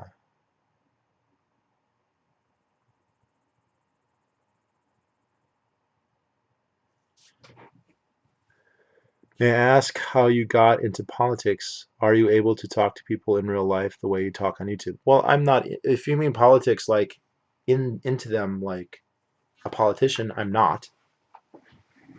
I'm not into politics in that way. Am I able to? Am I able to talk to people in real life? Well, yeah. These are. I mean, I don't have a teleprompter. I don't have notes. Every video I've ever done, with I think a singular exception, has been ad-libbed. So yeah, I can talk like this to real people. I talk like this to people. Now, um, I we all have sorry, I'm adjusting my device. Um, it's we all have a stage where we want to preach to people and we want to argue all the time, and that's good. It's good to hone your skills. And people have pointed this out too. One of the reasons that libertarians are so good at arguing is because we always are. Right? We don't live. We can live in an echo chamber. You can go onto Facebook or YouTube and only know other libertarians. It's possible. In fact, we all do that. But we all know most of the people around us don't agree with us. And we all know people, and that's people on the right and people on the left. So we have to argue with conservatives, and we have to argue with liberals, and we have to argue with other fucking libertarians who are, differ from us in 1% or whatever. And so we're really fucking good at it, or we should be. The thing is, in real life, you have to understand, and this is again something I learned very much from Michael Huemer's book. Uh, Shit. Learn how to knock my chair over. Um, that you don't really persuade people that way. Okay, people are run by their emotions when it comes to their political ideologies. So you can argue, argue, argue, argue, argue, argue, and it doesn't. Someone's not going to change their mind just for reasons of ego and how they're self-identify. So it doesn't mean it's necessarily always wrong to do that, because onlookers could change their mind, or you can plant seeds in someone's head that they won't admit to, but a year later, or whatever. And maybe it's cathartic for you. That's fine, but you're not going to change people's minds. So The way to change people's mind is for them to like you, to become their friend, to become somebody that they like and respect, independent, independent of that. And once you are in that position, then they'll listen to you. Okay, so people who respect me in real life, people in jujitsu, people at the gym, right? If you go to the church, wherever, at work, if people respect you, they will listen to you in a way that the random guy on Twitter or whatever won't. And that's kind of the way to go. You get much further, and I've made libertarians that way many, many times. And so, and then the other way, like on YouTube, and this wasn't my plan, but this is what happened, is I started the foreskin restoration videos and the circumcision videos. Those are very popular. Like way more people watch those than watch the other ones. And then those people listen to me and they think, okay, I really agree with this guy, and I respect what he's saying, and whatever. And then they watch my other stuff, and they probably weren't libertarians to begin with, and maybe they still aren't, but they will listen to me because they respect me on those topics. Now that wasn't a plan. I didn't like cook that up for that purpose. It wasn't a tactic. I did those videos because I'm interested in that topic and I'm interested in that issue. But that is a side effect of that. And so, when I tell people, if you have other things you're interested in, you should explore those and then bring people into libertarianism that way, but not in like an obvious way. But do you have a Twitter or Facebook I can follow? I don't do Twitter, and I am on Facebook. You should be able to find me. People seem to find me all the time, so good luck though.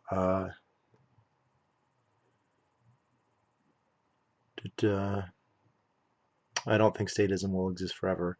No, I think for statism to exist, there has to be this.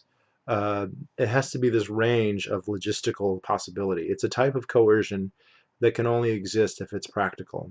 Okay, so hunter-gatherer societies, it wasn't practical, so states just never arose, even though the idea of states was around. And even initially, most types of agriculture, it wasn't possible. You not only had to have irrigation, but it had to be irrigation of certain crops. All right, so crops like potatoes were not, they were hard to tax because you can't assess how many potatoes are in a field until harvest, and they come at irregular times.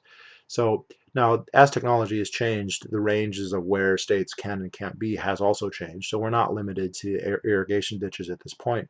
But if encryption becomes really good, or personal defense becomes really good, if every single person can emit a force field that can resist the state and can shoot back at the state with lasers or whatever, there's comparably powerful to the states. And if you can blah blah blah, if you can produce everything you need at home, right? Like if you can buy a unit that uses a fucking generator to grow plants and you don't need anything, this all that stuff would make governing very, very difficult. And so it's technology isn't a panacea. It doesn't only go one way.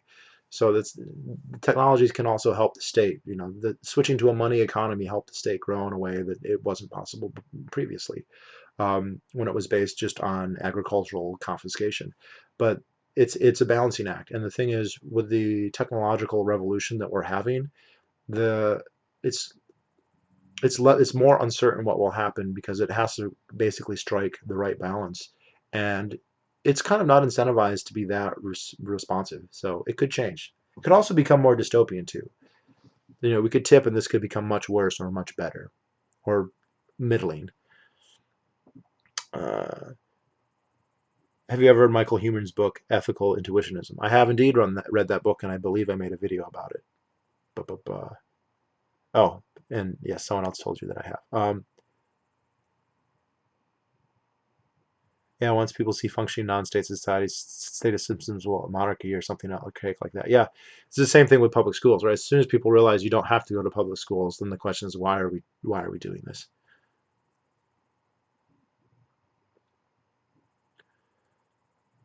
I meant your interest in history and knowledge of the political systems. Well, I was just interested in it. I was the person who, when I look at a map, when I was a kid and I looked at a map of the world, I wanted to know the name of every country, and I wanted to know what it was like in that country and what their history was and how did they become that way and what led to what to what to what to what. I always wanted to know the antecedent over and over and over again, and I still do. And I looked at it like a big, I don't know, like a big coloring board that I'm filling in by filling in stuff that I know, and it's four-dimensional because you're filling in what's there, and then you're going into the past and into the future. And you you read enough history, and you do start to just pick up things about the state that you don't learn in a government school, right? The stuff that generalizations that you're taught that don't really bear out in reality. And then much later, and I will say, like, I was basically an anarcho-capitalist before I had read anything that was explicitly about anarcho-capitalism. I was an anarcho-capitalist before I read Rothbard. The two most important people, two or three, was somebody no one's ever heard of named John Monkopoulos, who had a cable broadcast show or a local broadcast show in Lansing, Michigan, and then Joe Sobrin, who is a little bit better known, but he was a longtime editor at the Weekly Standard, but then became like a Catholic anarcho-capitalist. And then to the final kick was Hans Hermann Hoppe and Scott Horton. Actually, Scott Horton interviewed him. There's an interview called "The Myth of National Defense." You can find an interview like Scott Horton, Hans Hermann Hoppe. I think he interviewed him only twice back in like 2003 or 2004. And listening to that was the final nail in the coffin. It was only then, after that. And then it was funny because then I said, well, I don't need to read Rothbard because I already am an anarcho-capitalist, I already know it all. And that was false. He definitely had insights that are worth reading. They all do. So they're all worth reading. Whether it be Friedman, Molinari, uh, Henry Hazlitt, you know, Economics in One Lesson is a great book. I mean, even if you already are an anarcho-capitalist. So I continue to go and read that stuff over and over and over again because there's insights that they have. There's ways that they can turn a phrase. There's perspectives. You can enrich your understanding on so many topics, and it's just if you're interested in it, I don't see any reason why you wouldn't. You want your mind to be sharp anyway. You might as well. Uh,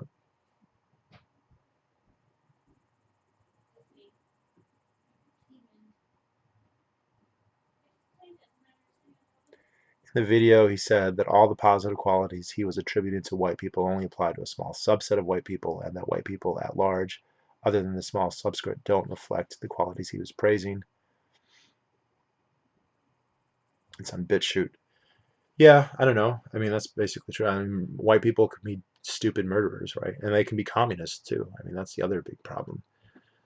Where's where's a lot of this like, and I just watched a video he did on the Jews, and you all know that I have my, I mean, I go far out there when it comes to Jews, but like the truth is there's lots of Gentiles who favor the same things that Jewish people do, right? If you want to talk about the culture of critique, there's a lot of Gentiles, white WASP, Anglo-Saxon whites, at Harvard, at Dartmouth, all over, right, who believe in those same things. And you can say, well, they were trained by Jews or whatever. Yeah, some of them and some of them not. And some of them are Marxists, right? It's white people. And most of the SJW stuff that we see, it's being organized, paid for, and run by white people, and that's even if you don't count Jews as white people. So, I don't know, like they don't seem to be fucking Africans, whatever you want to say about them. They didn't invent communism. So, you know, they're the victims of communism as much as anyone. Well, besides Russians and Chinese, I guess.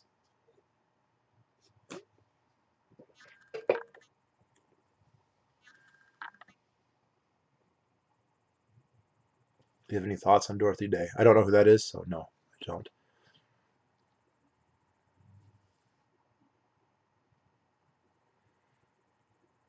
I'm so happy. This is a friend of mine. He actually has a YouTube channel. I won't mention it. That's got He's an anarcho-capitalist, but his channel's got millions of views, but they're not about anarcho-capitalism. Anyway, he's been a friend for over 10 years. He lives in the UK, and I finally convinced him to move to New Hampshire, so he's going to try. It's not going to be easy, especially now, but it's kind of makes sense with this. You know, we've for many years, healthcare, guns, free speech, economics, down the line, cost of living. You can live so much better in the States than you can in England. It's not even funny. And it really he agreed with all of that stuff, and it didn't make him become want to move here. And then he messaged me a month or two ago, and his son who's like 5 or 6, I think, came back and he said, "Daddy, did you know that a boy can become a girl if he wants?" Now, he was absolutely furious about that. But what made him more furious about it was that it's not his kid, man. The state owns his kid. The state can tell his kid what to think and what to believe. And if he even tries, like if he sits his son down and says, this is not right, and it doesn't even have to do with trans, it could be about economics, it could be about anything. If he sits him down and he tries to teach what he thinks is right, and somehow that gets back to the school, he could lose his kids. They could take his kids like that. And they will. They will do that without hesitation. Without hesitation. And that's his family. That's his kids. And that scares the fuck out of him, and I know it. And so now he wants to move to America because he can homeschool his kids here. That's the big thing. I can tell that's the thing after all these years. Now he's got a son. He's got multiple kids now, but like his oldest ones are getting into school, and he doesn't trust the government to have their fucking hands on his kids, and they do. And they don't just want their hands, they want their fucking fingers into his kid's brain, and they want to control it. They want to tell him what to think and what to believe. And I don't think he's going to let it happen without a fight. So I think he's going to try and move. It's not going to be easy, but like, happy, it will be nice to. I would like Brian Kaplan to write an ANCAP manifesto. I think he has a good reach and is seemingly reasonable. Problem with political authority is great, but I wish it had more economic arguments and was longer. Well, they're like apparently friends. They were like roommates in college. So they were eating pizza and having these same debates, 30 years ago, long before us. Uh, I think, you could write a book of almost infinite length about anarchy, right? You could critique everything from healthcare to schools to defense, and there's been so much written. And so there is a serious question if you're trying to do a single book, how long do you want it to be? How accessible do you want it to be? And I agree that it would be the more the better for someone like me, but I don't think he's wrong to make the choices that he made. Um, Day was a Christian anarchist who lived from 1987 to 1980. No, I'm not. So the Doris Day sounds familiar, but I can't say I know anything about her. Not a lot of people can work remotely. Maybe the FSP will get some traction. Well, okay, a lot of people are disappointed with the FSP, but to be fair, it has traction, right? It hasn't really failed. There's thousands of people here, and we're having an effect. We're having a legislative effect, and we're having an effect on the populace. And that's only with a partial FSP at this point. So I wish it would do more and it would be better, but it's actually, to call it a failure, I think is completely wrong. And also, it's something that people can contribute to its success. Um, he actually has a good job. He's a capitalist. He owns a company. He would own a company here. The work that he does, he would make much more here than he makes in England. And oh, there's actually thunder. Wow, there's almost never thunder in New Hampshire. So I mean, I said, "Do you think you could work here?" And he's like, "Without a question, no question, he could run a business here and do more." So the question is, the immigration is going to get in the way, especially now. So we'll see. I'm gonna try and help and do what I can. So if anyone knows a fucking immigration lawyer, talk to me.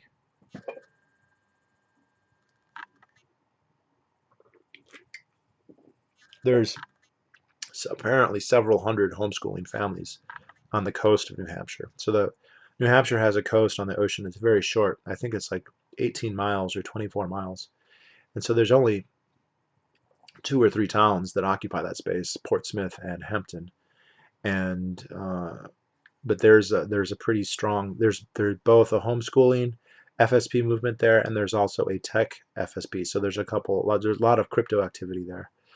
Um, but there's a whole network of people there who help each other, uh, educate their children.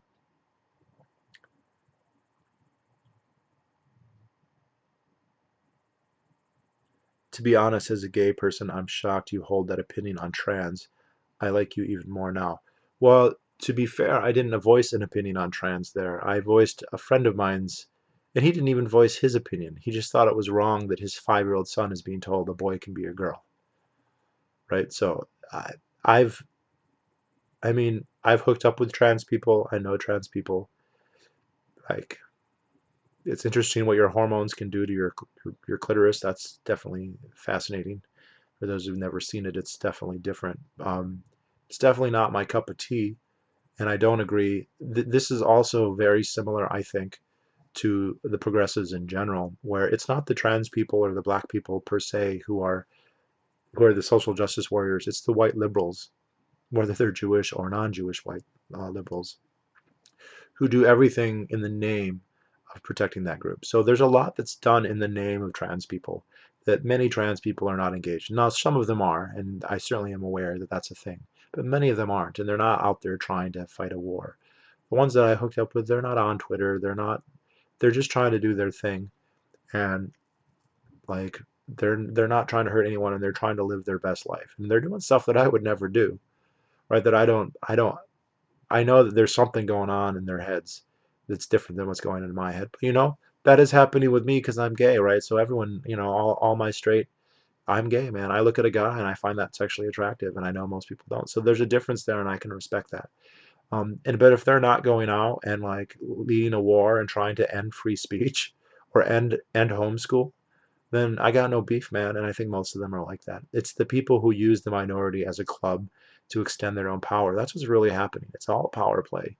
The progressives have a worldview, and they will use minority and then their weapon is like a flail. You've all seen those flails. You've got a chain, and at the end of the chain, they've got trans, black, and whatever. They used to have gay, and that's what they used to fucking beat the shit out of you with.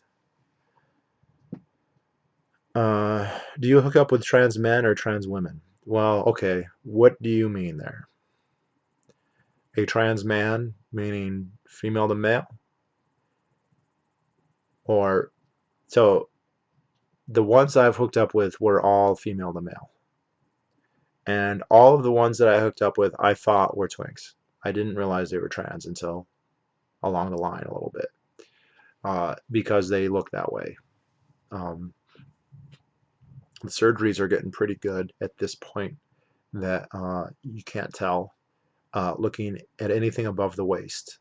And the below the waist stuff, you can tell, but you gotta see that. So um, multiple times I've hit up people who I thought were attractive twinks, as the term goes, and then found out that they were trans.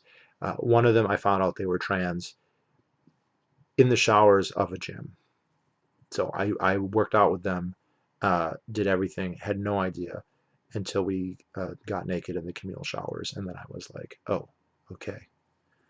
And that was the first time I touched a pussy. So I'm not a gold star gay, as they say. But those people, though, like, they're not out there trying to, push a progressive agenda. And I got no beef with them. But it doesn't really matter. I think that I don't trust state to teach children, and I think that it's parents' responsibility to do that, and that they want to take their responsibility seriously. That's up to them. It's not up to the state. Also, it's a microcosm because he knows damn well they're not just teaching his son about boy and girl, whatever. Trans are like whatever 0.3% of the population. It's really not a big deal. But what are they teaching him about guns? What are they teaching him about the NHS? What are they teaching him about police state? What are they teaching him about World War II? What are they teaching him about welfare? What are they teaching him about education rights? Down the line, it's every issue.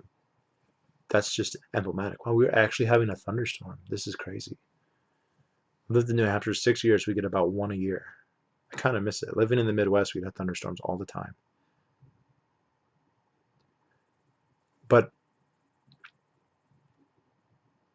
you don't own your kids, and I don't think he thinks he owns his kids. But you love your kids, and you feel responsible for them, and you can just see that the state is just rip will rip them away from you and try and corrupt them. It will try and teach them that you're bad.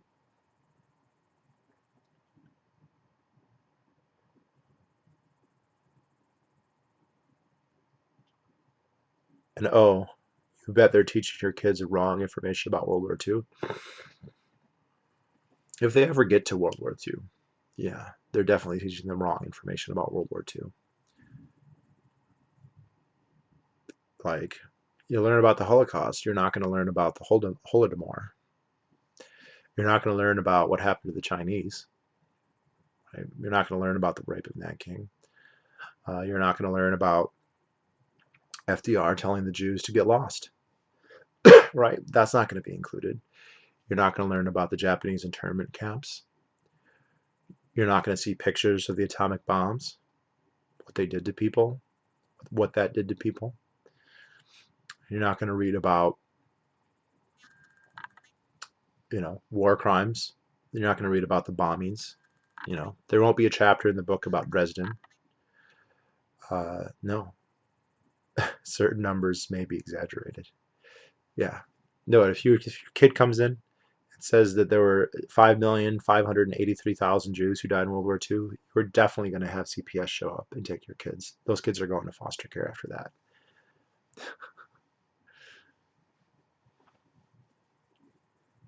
And what kind of, yeah, it's just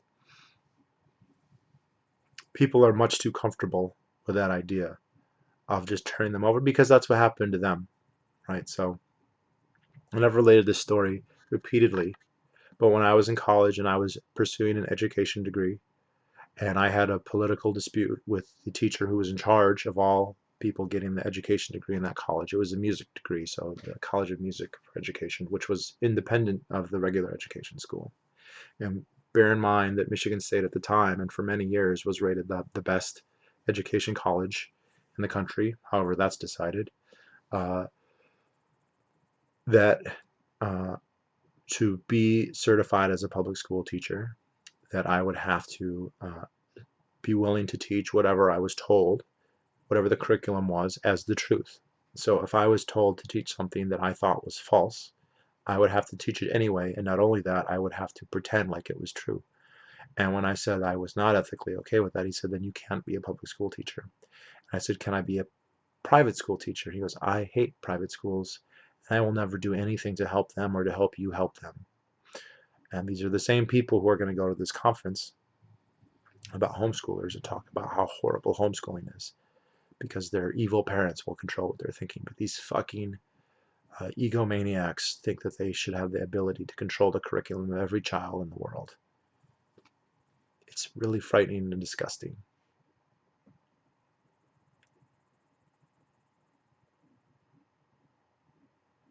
From my conversation with Brits, the British schools teach that the UK was super important in World War II. Yeah, I actually last summer I was I'm in a Facebook group with a lot of gay dudes, and a lot of them are from the UK. So those are always fun discussions on circumcision. But what countries were the most important in winning World War II? And if you there's an argument for the USSR and there's an argument for the USA. There really isn't an argument for the UK relative to those three. And yet some very smart guys from the UK, begged to differ, and I think that they were completely wrong. Just completely wrong. It was clearly the lesser in the alliance. This was admitted. This was explicit. They did a lot. They did do a lot, but they didn't. No.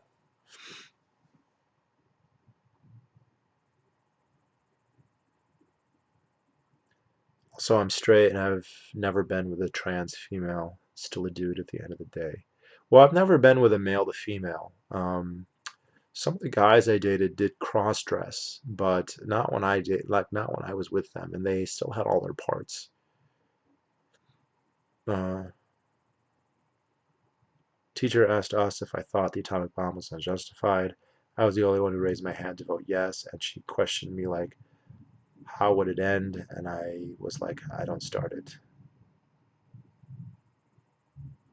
Story about your college experience with the professor is my favorite video of yours. And I think the name of that video is To Teach, to Learn, and Not to Yield, I believe. I've related it a couple times, though.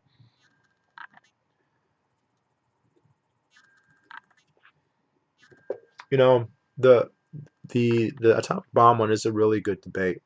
It does touch on a lot of things, but The idea that that's a no-brainer is just completely wrong because Eisenhower didn't think they should have done it. MacArthur didn't think they should do it. Leominster didn't think they should do it. Leahy didn't think they should do it, right? So it was a high-ranking political decision. FDR obviously thought that they should. He died before they got the chance. He died in April. The first successful test wasn't until June. But Truman, it was clearly a political act. And Japan had been trying to surrender for some time, and they were just set conditions. But the only condition by then, I mean, earlier in the war, they were looking for other conditions. But by the end of 44 and the start of 45, the only condition that the Japanese were asking for was that they keep the emperor. And when they finally did unconditional, they even said, well, okay, we surrender, but we do want to keep the emperor. And you can watch the press conference. Truman comes out. It's one of the first television press conferences that we have. He said, I deem this, I accept this. And what's funny is they did let the emperor stay. Hirohito continued to rule, and he ruled until he died in 1989. And George Bush fucking went to his funeral and shook his hands and bowed to him. No, he didn't bow. That's what he said. I didn't bow. He just shook his hand. But okay, well, if we were going to grant them that condition, why didn't they just say yes at the end of 44, the start of 45? Why did we have to drop the atom bomb then? And they were dropping the atom bomb to fucking piss off the Soviets. They wanted to frighten the Soviets. But then what was so stupid is they had a nuclear monopoly, and then they just let it slip away, and they let the Soviets take half of Eastern Europe anyway. Like, if you're gonna use it as the sword of Damocles, then fucking stop the communists from taking over China and Europe. But no, we're just gonna freak them out so they get their own bomb. It was very bad. They were definitely trying to surrender. Uh, Canadian public schools really highlight the fact that Canada had the third largest navy at some point by numbers of ships, including merchant marine. Okay. Okay. But Stephen, you and I both know, I mean, to correct me if I'm wrong, but Canadian nationalism is based on a juxtaposition with the United States and saying, yes, yes, America, but here's the reasons why Canada is better. Number one, healthcare. Number two, healthcare. Number three, hockey. That's the impression I get. I also get that impression from uh, the Scandinavian countries and from the UK. There's kind of in the 19th century and the start of the 20th century, you would say who has the strongest navy, who has the biggest army. Those are obviously areas which nobody can compete with the United States, really, especially in conventional weaponry. So instead, they say, well, we're morally superior because we have the NHS and the Americans don't.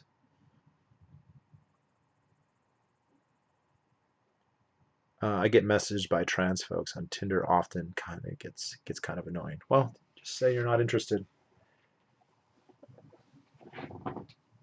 I have yet to have a trans person try and guilt me into meeting them.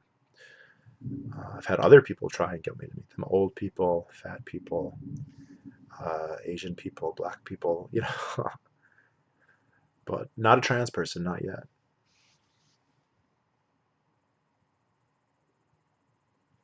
Yeah, pretty much during this crisis, they're sniping the US and touting the healthcare system, right? Because Health Canada is going to have enough beds for this. That's what I tell like the Bernie Sanders people. Like, if we had Medicare for all, we wouldn't have one more hospital bed, one more doctor, or one more respirator. If we had Medicare for all 10 years ago, we still wouldn't have more. We'd probably have fewer. They have universal healthcare in the UK. They have universal healthcare in Italy. They have universal healthcare in Spain. It's not doing them any good. The internet is filled with haters of America. Well, I don't hate America. I do hate the American government, though, with a passion. And there's also things about America that I don't like. Certainly not a hater, though.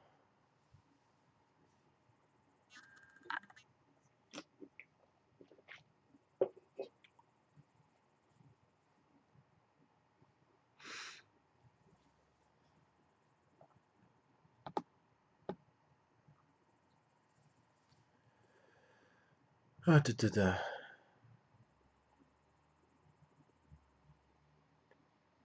Trudeau shipped 17 tons of medical equipment to China before everything popped off. Nobody cares. Yeah, there's a funny meme.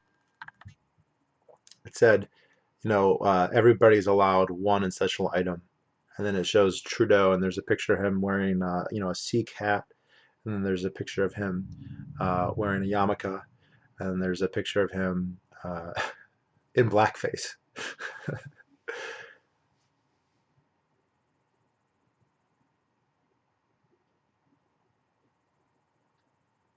Ryan Dawson says there's a lot of international anti-American hatred that exists. It's okay to criticize imperialism, but he says most anti-American is based off of jealousy. Well, I don't have the anecdotal experience to back that up, but that's probably true. And the reason is that most people don't have a strong ethical critique of what we call American imperialism. It's definitely a different form of imperialism because they all do it too. It's just to lesser degrees, and they all have histories of doing it in even worse ways. So it's just a question that we can afford to do it and they can't. And everyone has nationalism, and there's just no denying that the United States is the richest, most powerful country, and it's also culturally the most hegemonic, I would argue, as well. That's a little bit harder to gauge, but I think that's probably true, and I think most people know that. Bollywood's great, but it's not Hollywood. It doesn't have the reach. It makes as many movies, right? It is influential. I'm not discounting that, but not nearly as much.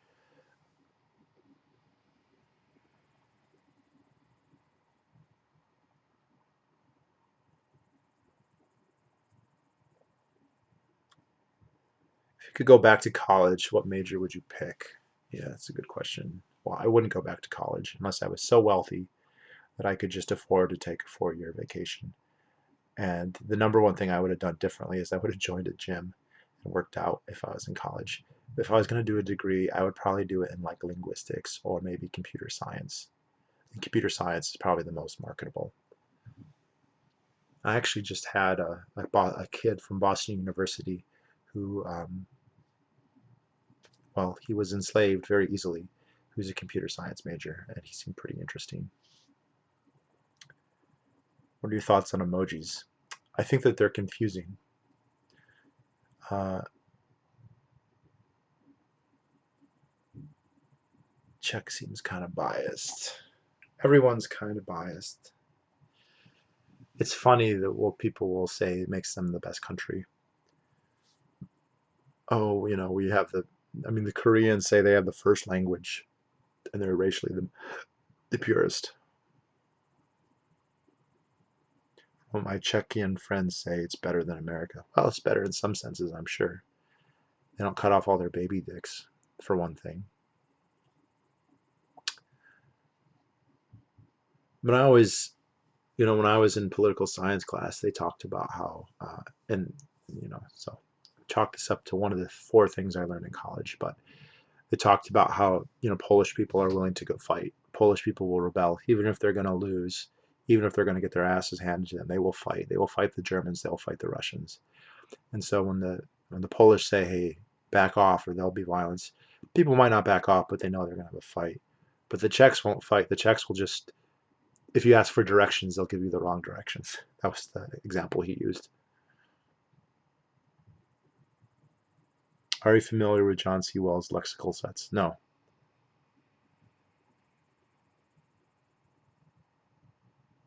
My company is hiring during this, so computer science is probably a good choice. Yeah. The thing is, though, apparently you don't need to go to college to be good at computer programming.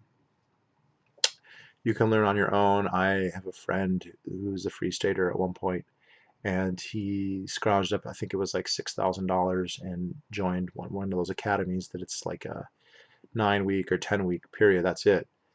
And you don't get you get a certificate, but it's not an accredited degree. But at the end, you know how to code. And he was able to immediately get a job after that, and he's been gainfully employed ever since. Um, I'm new to intactivism and was wondering how to get over my anger towards what happened to me. So this is a very hard question, and it's not the same for everyone. I think it is important to get over the anger. Uh, so the one thing I think is the most important is restoration. Restoration isn't perfect. Restoration won't make it like you're uncut. It's impossible to do that really, at least currently. But it does help quite a bit. It can make a big difference.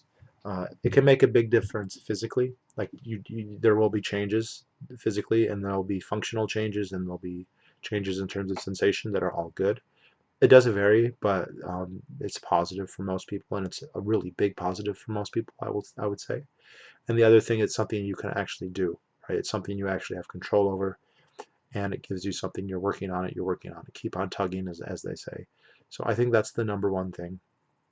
The number two thing that I think is less important, but also can be helpful, is to just become an advocate and somebody who talks about it. Now, people do this wrong a lot of the ways. You can go and start shaming people and screaming at people, and I understand that. I certainly feel the anger myself.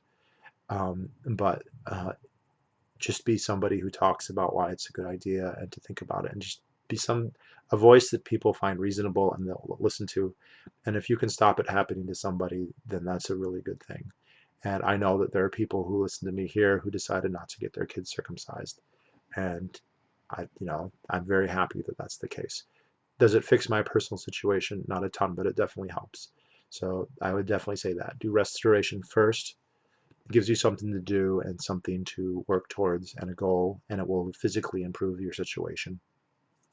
It's also very cheap. It's not something that takes a lot of money or a lot of time. And then become an intactivist is the next thing I would say. Screaming at people makes them defensive. Yeah, they'll double down. I definitely think that there are people who circumcise their kids just to spite online comments on Facebook, right? Oh, you're going to tell me what to do with my kid? It's my kid, just watch. That's not what you want. Now, it's very hard to approach it. It's very hard to approach it with people you don't know. With people you do know, it's a little bit different. It's also a little bit different when they're not expecting a kid. So when I've talked to people who were married and wanted kids but were currently not, expecting one, it's a different dynamic, and you can really get them thinking about it in addition.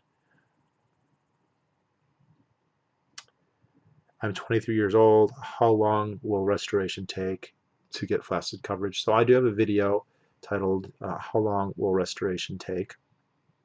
And it really does depend on the person.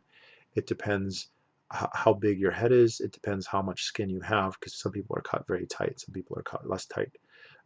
So it does vary, I think, right? And if you have, if your glands is an inch long versus an inch and a half, that makes a difference.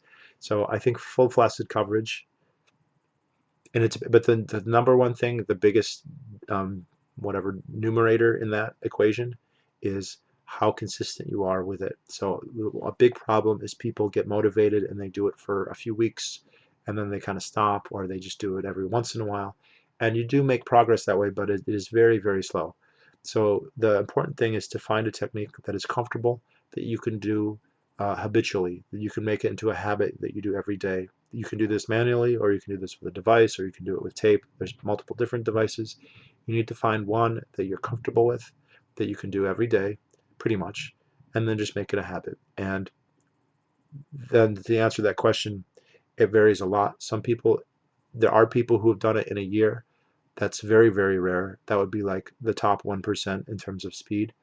I think 4 to 7 years is a good estimate for most people. I don't know if you being 23, it might help a little bit. There are people who think that when you are younger, it's a little bit easier. People still do it in their 70s and 80s, or at least 70s. I don't know if I've seen someone do it in their 80s, but definitely their 60s and 70s.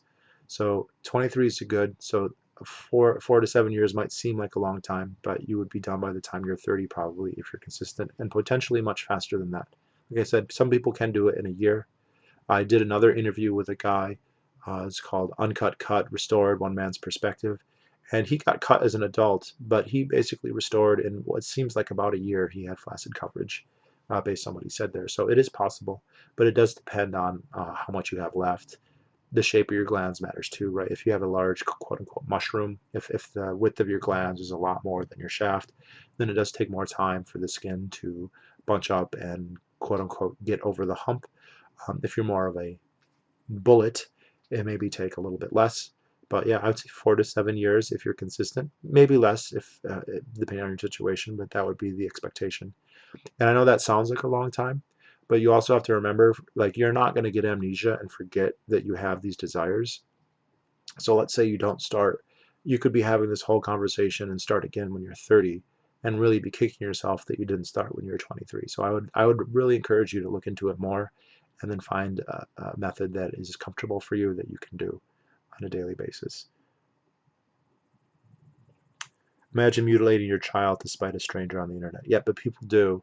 And they would also say it's not mutilation, even though it is the definition of mutilation.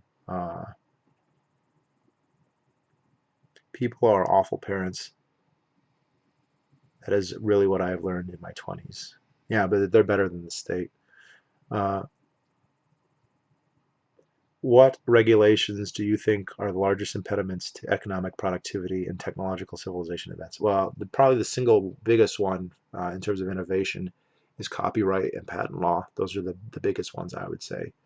Uh, Everything else, I mean, they're specific to other things, like the FDA is restricting drugs. Um, but those are the biggest ones. Is, intellectual property generally. Would you take up steroids to speed up tissue growth? If I thought there was a reasonable way, then yeah, I think I would. But I don't think steroids stimulate skin growth. I've never heard that. Um, Sounds cool. My glands are probably less than an inch, and it's not really tight cut. So which device do you recommend? I've heard about different. Well, okay. So the problem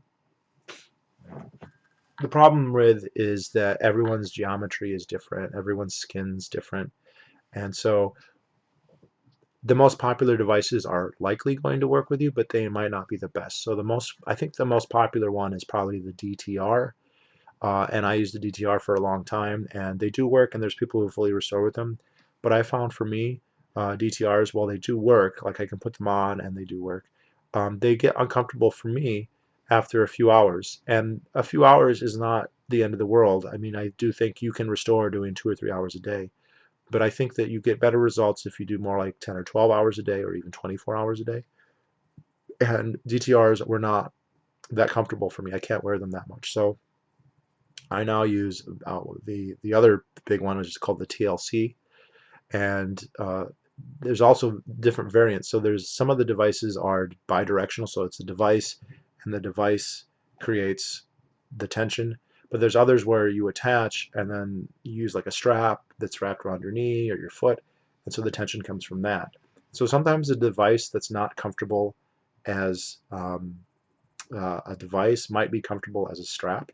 So the trick is you have to try each one out. You have to try one, and if it's something that you can wear comfortably for 6 to 12 hours a day, then that's probably comfortable enough that you can make it as a habit. If it's something that you can only wear for 2 or 3 hours a day, you can tell yourself, well, I'll do it and then I'll rest and then I'll do it and then I'll rest. That's going to be much harder. You want something that's comfortable enough that you just don't think about it and it's just tugging, tugging, tugging, tugging. So I would recommend trying a DTR and I would recommend trying a TLC tugger and then going from there. It sounds like if you have not tightly cut, that you should be able to use the device. Some people can't. They don't have enough skin, and so they have to either use manual methods or T-taping, because T-taping will work with any amount of skin. T-taping is also a method that you could look into. If you could go to the store, which maybe you can't go right now, um, T-taping works pretty well if it fits with your lifestyle. Uh, you see, like the power actually flashed. This is crazy that we're actually getting a storm.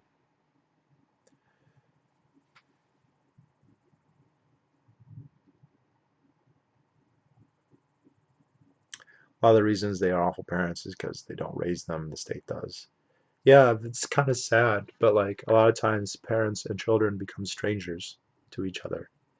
And public school is the biggest single reason for that. And then the other thing is there's a moral hazard where the parents don't take responsibility because the government will do it, right? It's the same thing with Social Security and your parents. I don't have to take care of my parents because the government will do that. And that's really sad. It's also really stupid because the government's going to do a shit job and they don't really care about you. So I think that's true. And I think one good thing that's going to happen because of this is that all the parents and the kids are going to be spending a lot of time together.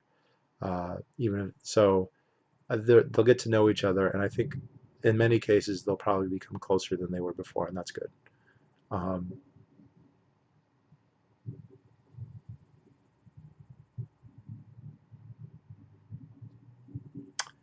Thanks for the advice, man. Appreciate it. Hopefully, I can be restored by 30, and women will think I'm uncut.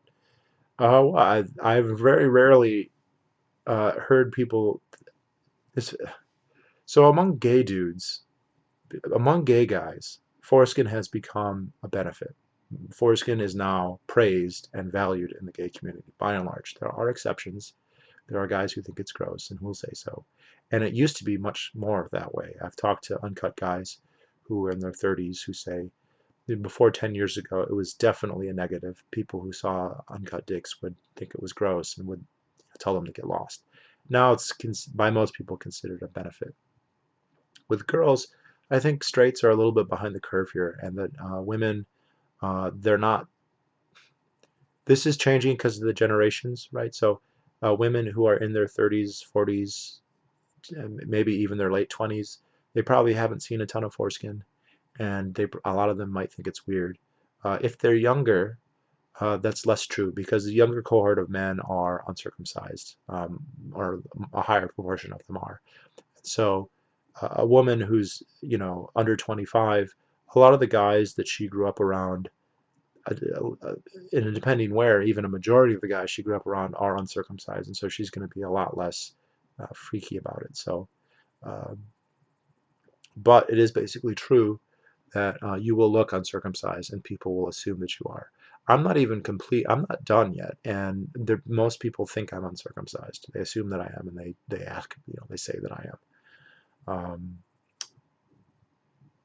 But yeah, so I use now, the one I find most comfortable is a TLC, and I use um, a knee brace with a strap, and I find that very comfortable.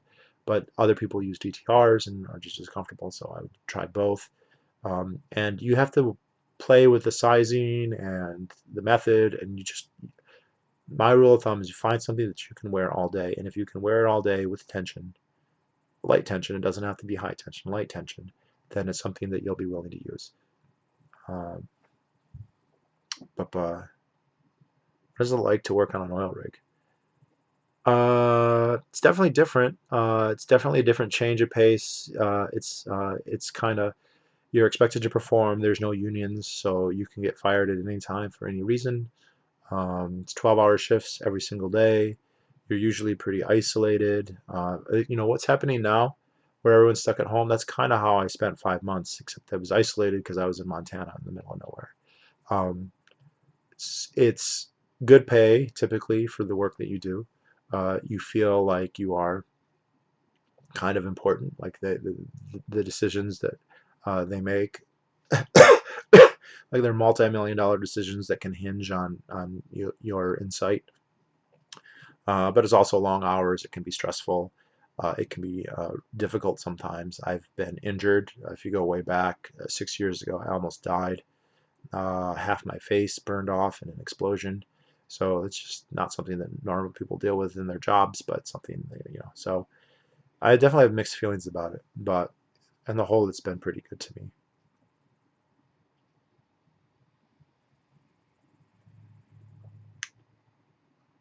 Have you ever seen a correlation between autism and libertarianism? I think there is a correlation, but it's certainly not 100%. Uh, I think Milo's hatred of skin is a coping mechanism for what happened to him when he was a kid. So I'm not all up on everything about Milo, but when he talks about I don't think he was molested. He said he was 17 and he had a consensual relationship with an older man. So the way he described it, it didn't sound like it was child abuse, even if it was technically child abuse. He said that he was of legal age though, so it sounds like it wasn't. So that doesn't sound like something that he would need to be coping for. What Milo sounds like to me, and you get this a lot with European guys, is circumcised penises are exotic, and so they have an appeal and an allure that they don't have for cut guys, right? A cut guy, they're just normal. There's the exact opposite that happens with American dudes, because then foreskin is the exotic and the allure. So I think that's what's going on with Milo, and he's just trying to be shocking. Um,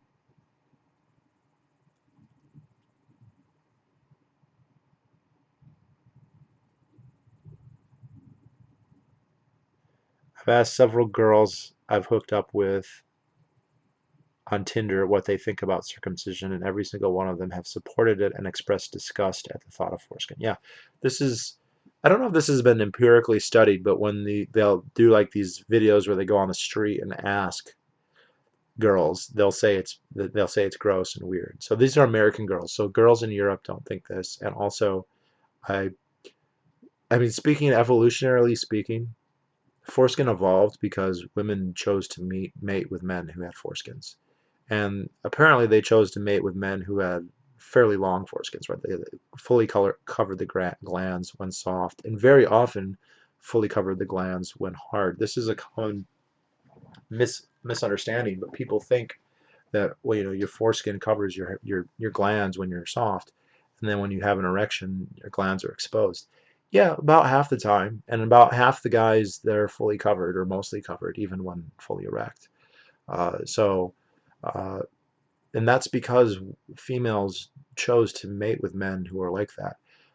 There are entire websites dedicated to why females should and probably would biologically prefer foreskin, that it's better in the vagina, that it's better for female sex.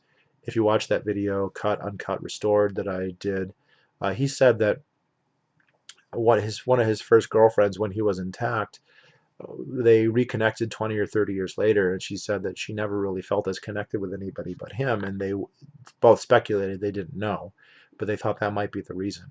Um, it's it's qualitatively and quantitatively much, much more sensitive, and you can connect in a way that you can't connect without that. And gay guys can even do this. So there's a okay, if you don't want to hear this, don't hear this. I get it, but there's something called docking, and docking is where two uncut guys place their dicks together and insert alternatively each other's heads into each other's foreskins. It's only possible if they have a decent amount of foreskin between them.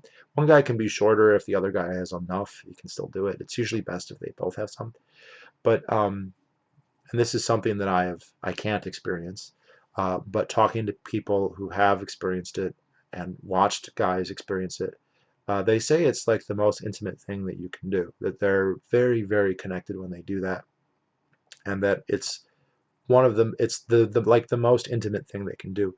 And if you're heterosexual, you're kind of getting that, and you can't really get that when you are circumcised. So um, I think that's a good thing. And I talking to my straight European friends, they talk about how you have to go slow and you have to be gentle, and being uncircumcised aids in all of that. And so some of the intactivists out there, so if you look at intaction.org, which is one of the intactivists, they say the four functions of the foreskin is connection, lubrication, something, I don't remember, but connection is one of them. And that is, you really do connect. You have this very sensitive sexual organ.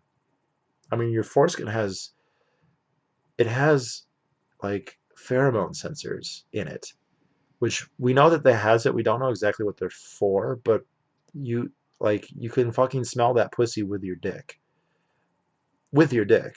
Like I don't know what that does per se, like being cut, we just don't know, being straight or being gay even more so, but like, and so I think the girls who say it's gross or whatever, they can learn to love it because they were born to love it, man. It's in their genes. So that is a cultural bias, but it's one that's changing, especially with younger girls because they're gonna have to deal with it more. There's places in the U.S. where a majority of guys are uncircumcised, right? If you go to a California high school, most of the people at that school are uncircumcised. Same thing with Washington State, same thing with Oregon, same thing with Maine, same thing in Boston, same thing in Florida, right? So this is very common. If you go to Wyoming or Michigan or Indiana, yeah, it's mostly cut still probably. But there's a big, it's 10%, 30% instead of 1%, 3%.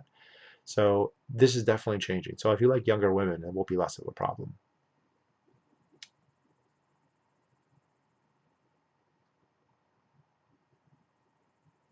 If you had to guess, what would you say is the percent pleasure you get back after restoring? 80% uncut pleasure or 70%? It seems hard to measure the one man's perspective says like 90 original name. Yeah, so that's a really good question and a really hard question because how do you quantify that is not easy. Um, and I mean, I guess you could go by the number of nerves. If you're going by the number of nerves, it is probably in the 80-90% range, something like that. Then you have the whole problem with the keratization of the glands. So you don't necessarily lose any nerves in your glands when you're circumcised, but then you have this keratization effect where it numbs it significantly. So when the only people that you can ask are people who get circumcised as adults and then restore. And there are people who have done that. And I've seen, obviously, the man I interviewed, and I've talked to a couple others, and I've seen threads where people comment. And again, you don't know for sure how many of them it's true, but it sounds like if intact sex is a 10, is perfect, circumcised sex is usually in the 2 or 3 range, and sometimes less. I mean, I've met guys who got circumcised who say it was like a 0. I've had people say that after they got circumcised as a 17 or 18-year-old, that they could feel, quote, nothing. In relative to what they felt before, they had no feeling. And this is a circumcision as a teenager, like it's actually much better than as a child because the prepuce is already separated from the gland, so they're not ripping it off, so you don't scar the glands. That's how I can tell. I can tell if a guy was circumcised in adolescence based on the fact that the glands will still be smooth, it won't be scarified, and the type of incision, because they typically won't use a Gomco clamp, they'll use a surgical knife. And so you can see that instead of crushing, guys who, when it's done with a Gomco clamp, it crushes the skin and you get this dark line of this cauterized, basically cauterized tissue. When it's done as an adult, they usually don't use a clamp, they use a scalpel, and so you get this very fine line, which immediately after the circumcision is quite prominent, and then it slowly fades. But so yeah, most of them say it's about a 2 or 3, and then restored. I usually hear 7, 8, 9. 7, 8. I haven't heard. I don't think I've heard 9 that much. So I think that's probably as good as we're going to get in terms of knowing for sure. It also roughly analogous to the amount of nerves that are gone. So I think that's true. And I noticed with me, I only have a partial restoration at this point, and it made a huge, huge impact in function and sensation and pleasure. Like there were, and I'm very aware of the placebo effect, which makes this confounds all of these estimates, by the way. And there's selection bias, which is a huge problem as well in terms of having like empirically sound results. But with me, there were things I could not do before that I tried. Like I tried and tried and tried that I could not do. And then after restoring, even just a small fraction of restoring, I could do those things. So placebo is important, but I don't know if it's that important. And I had some test cases here where I did the same things with the same people and could not do them before, but then could do them after. So I think it's quite dramatic. And the other interesting thing is if you were cut as a baby, let's say you only get 70%, but you never felt 100%. So 70% feels like, 3.5 or 4 times better. So it seems like it's more than it is. But that's my guess. That's my best guesstimate is 70 to 80%. I'm in New England, so it's probably just the regional preferences of the woman here. Okay, I'm in New England, and go to Maine. Most of the guys in Maine are uncut. Vermont similar, and Boston similar. In Maine, there's a very strong French Canadian influence, and so there are parts of Maine where the majority of guys are uncircumcised. I can tell you this from Grindr, and I can tell you this because I know guys from Maine. I have a friend who I went to high school in Bangor, Maine, and he said on the football team it was 2/3 uncut, 1/3 cut. And so I think the women from Maine, especially northern Maine, are going to be more used to it. And the same is true with Vermont. I don't know. In Vermont, it's more of a hippie left-wing thing, I believe. But foreskin is very much more common in Vermont than it is in other places. New Hampshire is it's kind of like the national average, I would say. Although again, younger people at my gym, the guys 20 to 30 to 40, they're going to be cut. The guys under 20, there's a lot of foreskin there. So go for younger women, or go to Maine, or go to Vermont, or Boston. And I know Boston, the rates are actually pretty low too. Or immigrant communities, obviously Latinos, if they're Polish, that sort of thing. Uh, what is your opinion on the half your age plus 7 rule? Stupid rule. Definitely don't follow it. It's not a rule. I mean, no, I definitely don't follow that rule.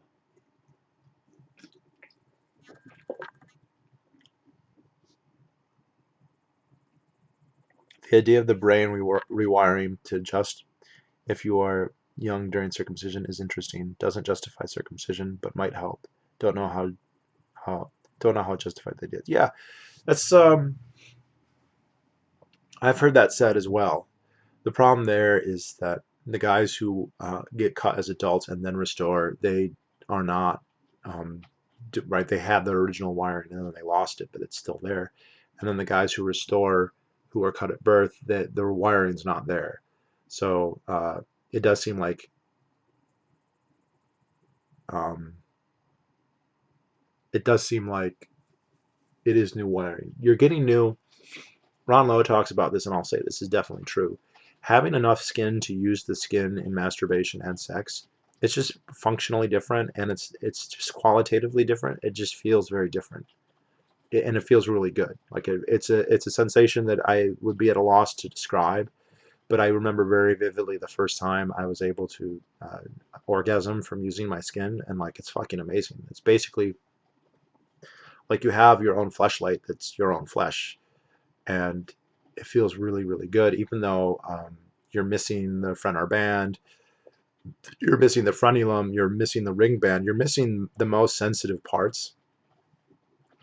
So you're just basically having the prepuce without the specialized tissue. But even that, it's a new thing that you've never felt before, and it feels really good. Uh, there's a lot of foreskin there, like the out for the hunt. I mean, it's literally true. I call it going on a foreskin safari. If I want to find uncut dicks, obviously the best place to go would be to go to Quebec, because Quebec's 4 or 5 hours from here. Pretty much everyone there is going to be uncircumcised. If I want to stay in the United States, the best place to go is to go to Maine, and I've done that before. You jump in the car, drive to Maine, and half the guys who hit you up are going to have foreskin. Similar thing if you go to Vermont. Not quite. I think Maine's more than Vermont, but there's still a lot of foreskin in Vermont. Uh, yeah. I live in southern Mass. Most guys seem to be cut.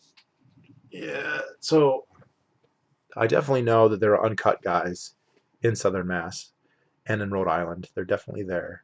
I don't know. I don't think that they're a particularly high ratio though. So and Connecticut, I don't think either. So yeah, set your Tinder if you can. Set it to Maine, whatever. Because yeah, northern New England, you're gonna get a lot more than southern New England. Or if you can go to a racial enclave, if you can go to a Latin area, or um, a Polish area. So there's like Polish areas in Boston, or in Worcester. If you go to Worcester, there should be quite a bit too. There's a lot of Polish people in Worcester. Or if you go to like Lowell or Lawrence, there's a lot of Puerto Ricans. So if you're into Puerto Ricans, there's a lot of them. And I'm not, obviously, you're not going to see their uncut brothers, but they have sisters, I'm assuming. So do you not have a frenulum? No, I have very little. I mean, it's just a tiny remnant. It's almost all gone. And that is one of the things that does vary a lot. Some cut guys do have a lot of frenulum, and some have almost none. And some, it's been clearly like specifically excised. I've met guys where like they dug in and like really went at it. So which for some uncut guys, they have the condition frenulum breve, where the frenulum is quote too short or too tight, and so sometimes they won't get circumcised, but they'll have the frenulum removed. But if a guy is circumcised and the frenulum's gone, they didn't have frenulum breve, so I don't know what's going on there, but it's something that is commonly removed in circumcision, but not always. And in my case, it was pretty much completely gone. And that was one of the more heartbreaking, like firsthand experiences I had with an uncut guy, because frenulum is very sensitive. Many people think of it as the most sensitive part, and I mean, I've given guys orgasms just by touching their frenulum. Like you're not kissing them, you're not fucking them, you're just touching them with one finger in one tiny spot, and they'll orgasm from that. And I've done that with many different guys. And then one of the guys was like, "Well, can I do that to you?" And I was like, "I don't have a frenulum." And he's like, "Well, I want to try." So he tried, but like I don't have a frenulum, and there was very little sensitivity there. So that was very sad. But it does vary. But I know guys who are cut, and I doubt they have all their frenulum, but they have a lot. Like a lot is left. And it's just when they do it as babies, it's very mass production conveyor belt type, but the babies aren't all the same. So you get variations in how tight, how much is removed, all that sort of stuff.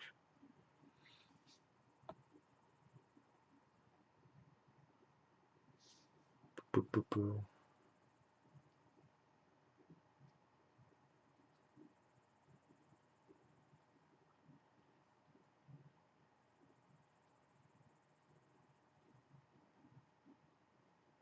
Asking my friend if he told his wife he's going to move to New Hampshire.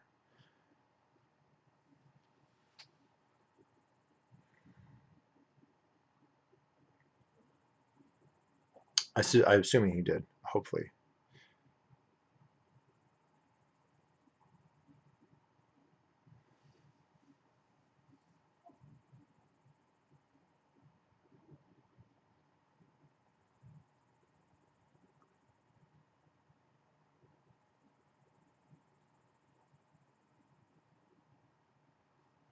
All right, guys, any other questions? I'm going to wrap it up here in a bit.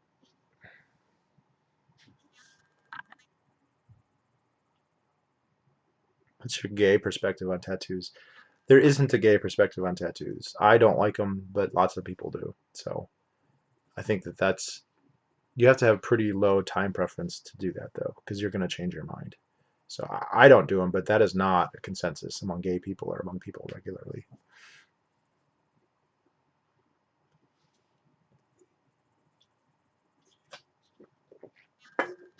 I would save your money on a tattoo and get some abs. I think that would impress girls more. Get some abs and some pecs, and that's going to do you better. And a big bank account.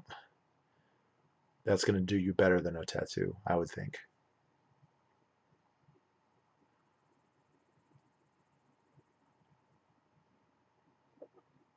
Many, many gays do get tattoos. I don't know if it's more common than the general population, but many do.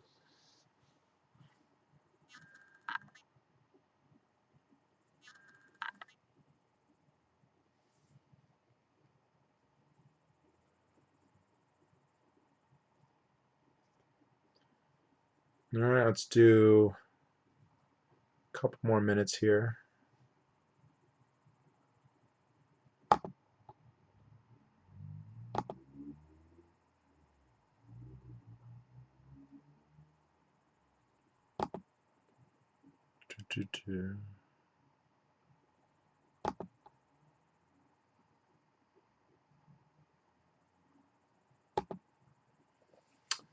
Are you familiar with the YouTube user Coltane? No, I am not. Uh, I tried. I tried working out. It takes too long to get good results. If that's your perspective, you're never going to finish restoration. But diet first. Do a diet, and then you got to do diet first. That's number one, and then gym is number two. That's gonna serve you way better than a tattoo. It's also healthier anyway, so that seems like a no-brainer to me. Tattoos are pretty gross. And that's also an interesting thing. If you go to somebody who's pro circumcision and they're like, you obviously have the right to cut off the foreskin from a baby, but then you say, hey, can you put a tattoo on your baby's foreskin? They'll be like, no, that's terrible. Oh, okay, so you can cut it off, but you can't put a tattoo.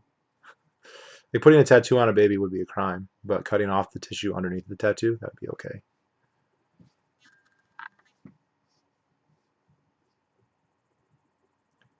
No, restoration is different because circumcision has affected me mentally. I will grant that it is different, but like physical fitness will also affect you mentally, or lack thereof, in a different way. It's not the same, but they're not completely disanalogous either.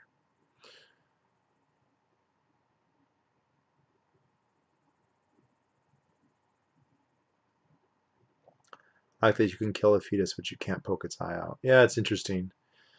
It's the same thing, like the pro-abortion, anti-circ people. So can you circumcise a fetus? And they'd be like, no. It's like, but you can rip its arms off and suck its brains out. And they're like, yes.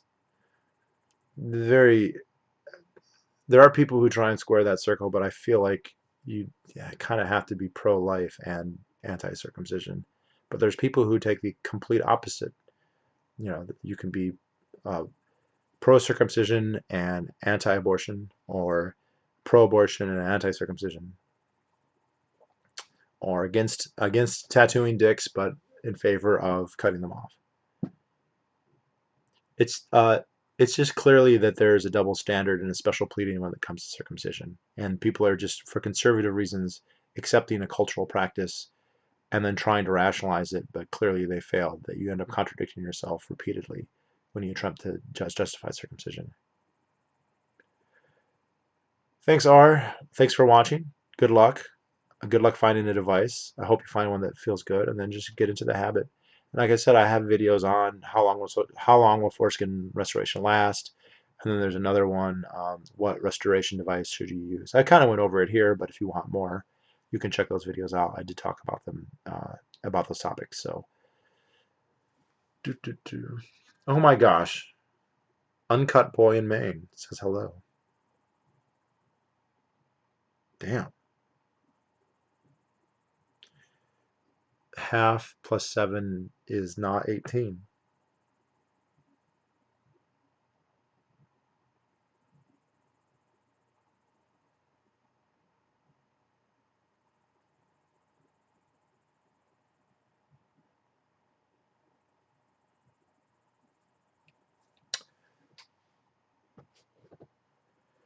Work out for your own health and mental well-being. Becoming muscular is attractive, but it will take a long time to be really beefy. Meanwhile, you can feel immediately physical benefits. Yeah, I feel like fitness really does intersect. Like you'll be healthier, you'll live longer, you'll feel good. It's dopamine, blah blah blah, all those things, and then yes, you will also attract more sexual partners.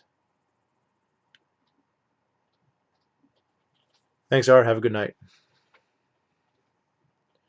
Fine, don't listen to me.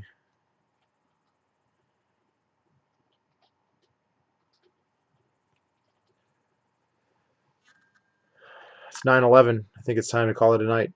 Well, anyone, thanks for watching, and be safe. Enjoy yourself. Don't waste your self-isolation.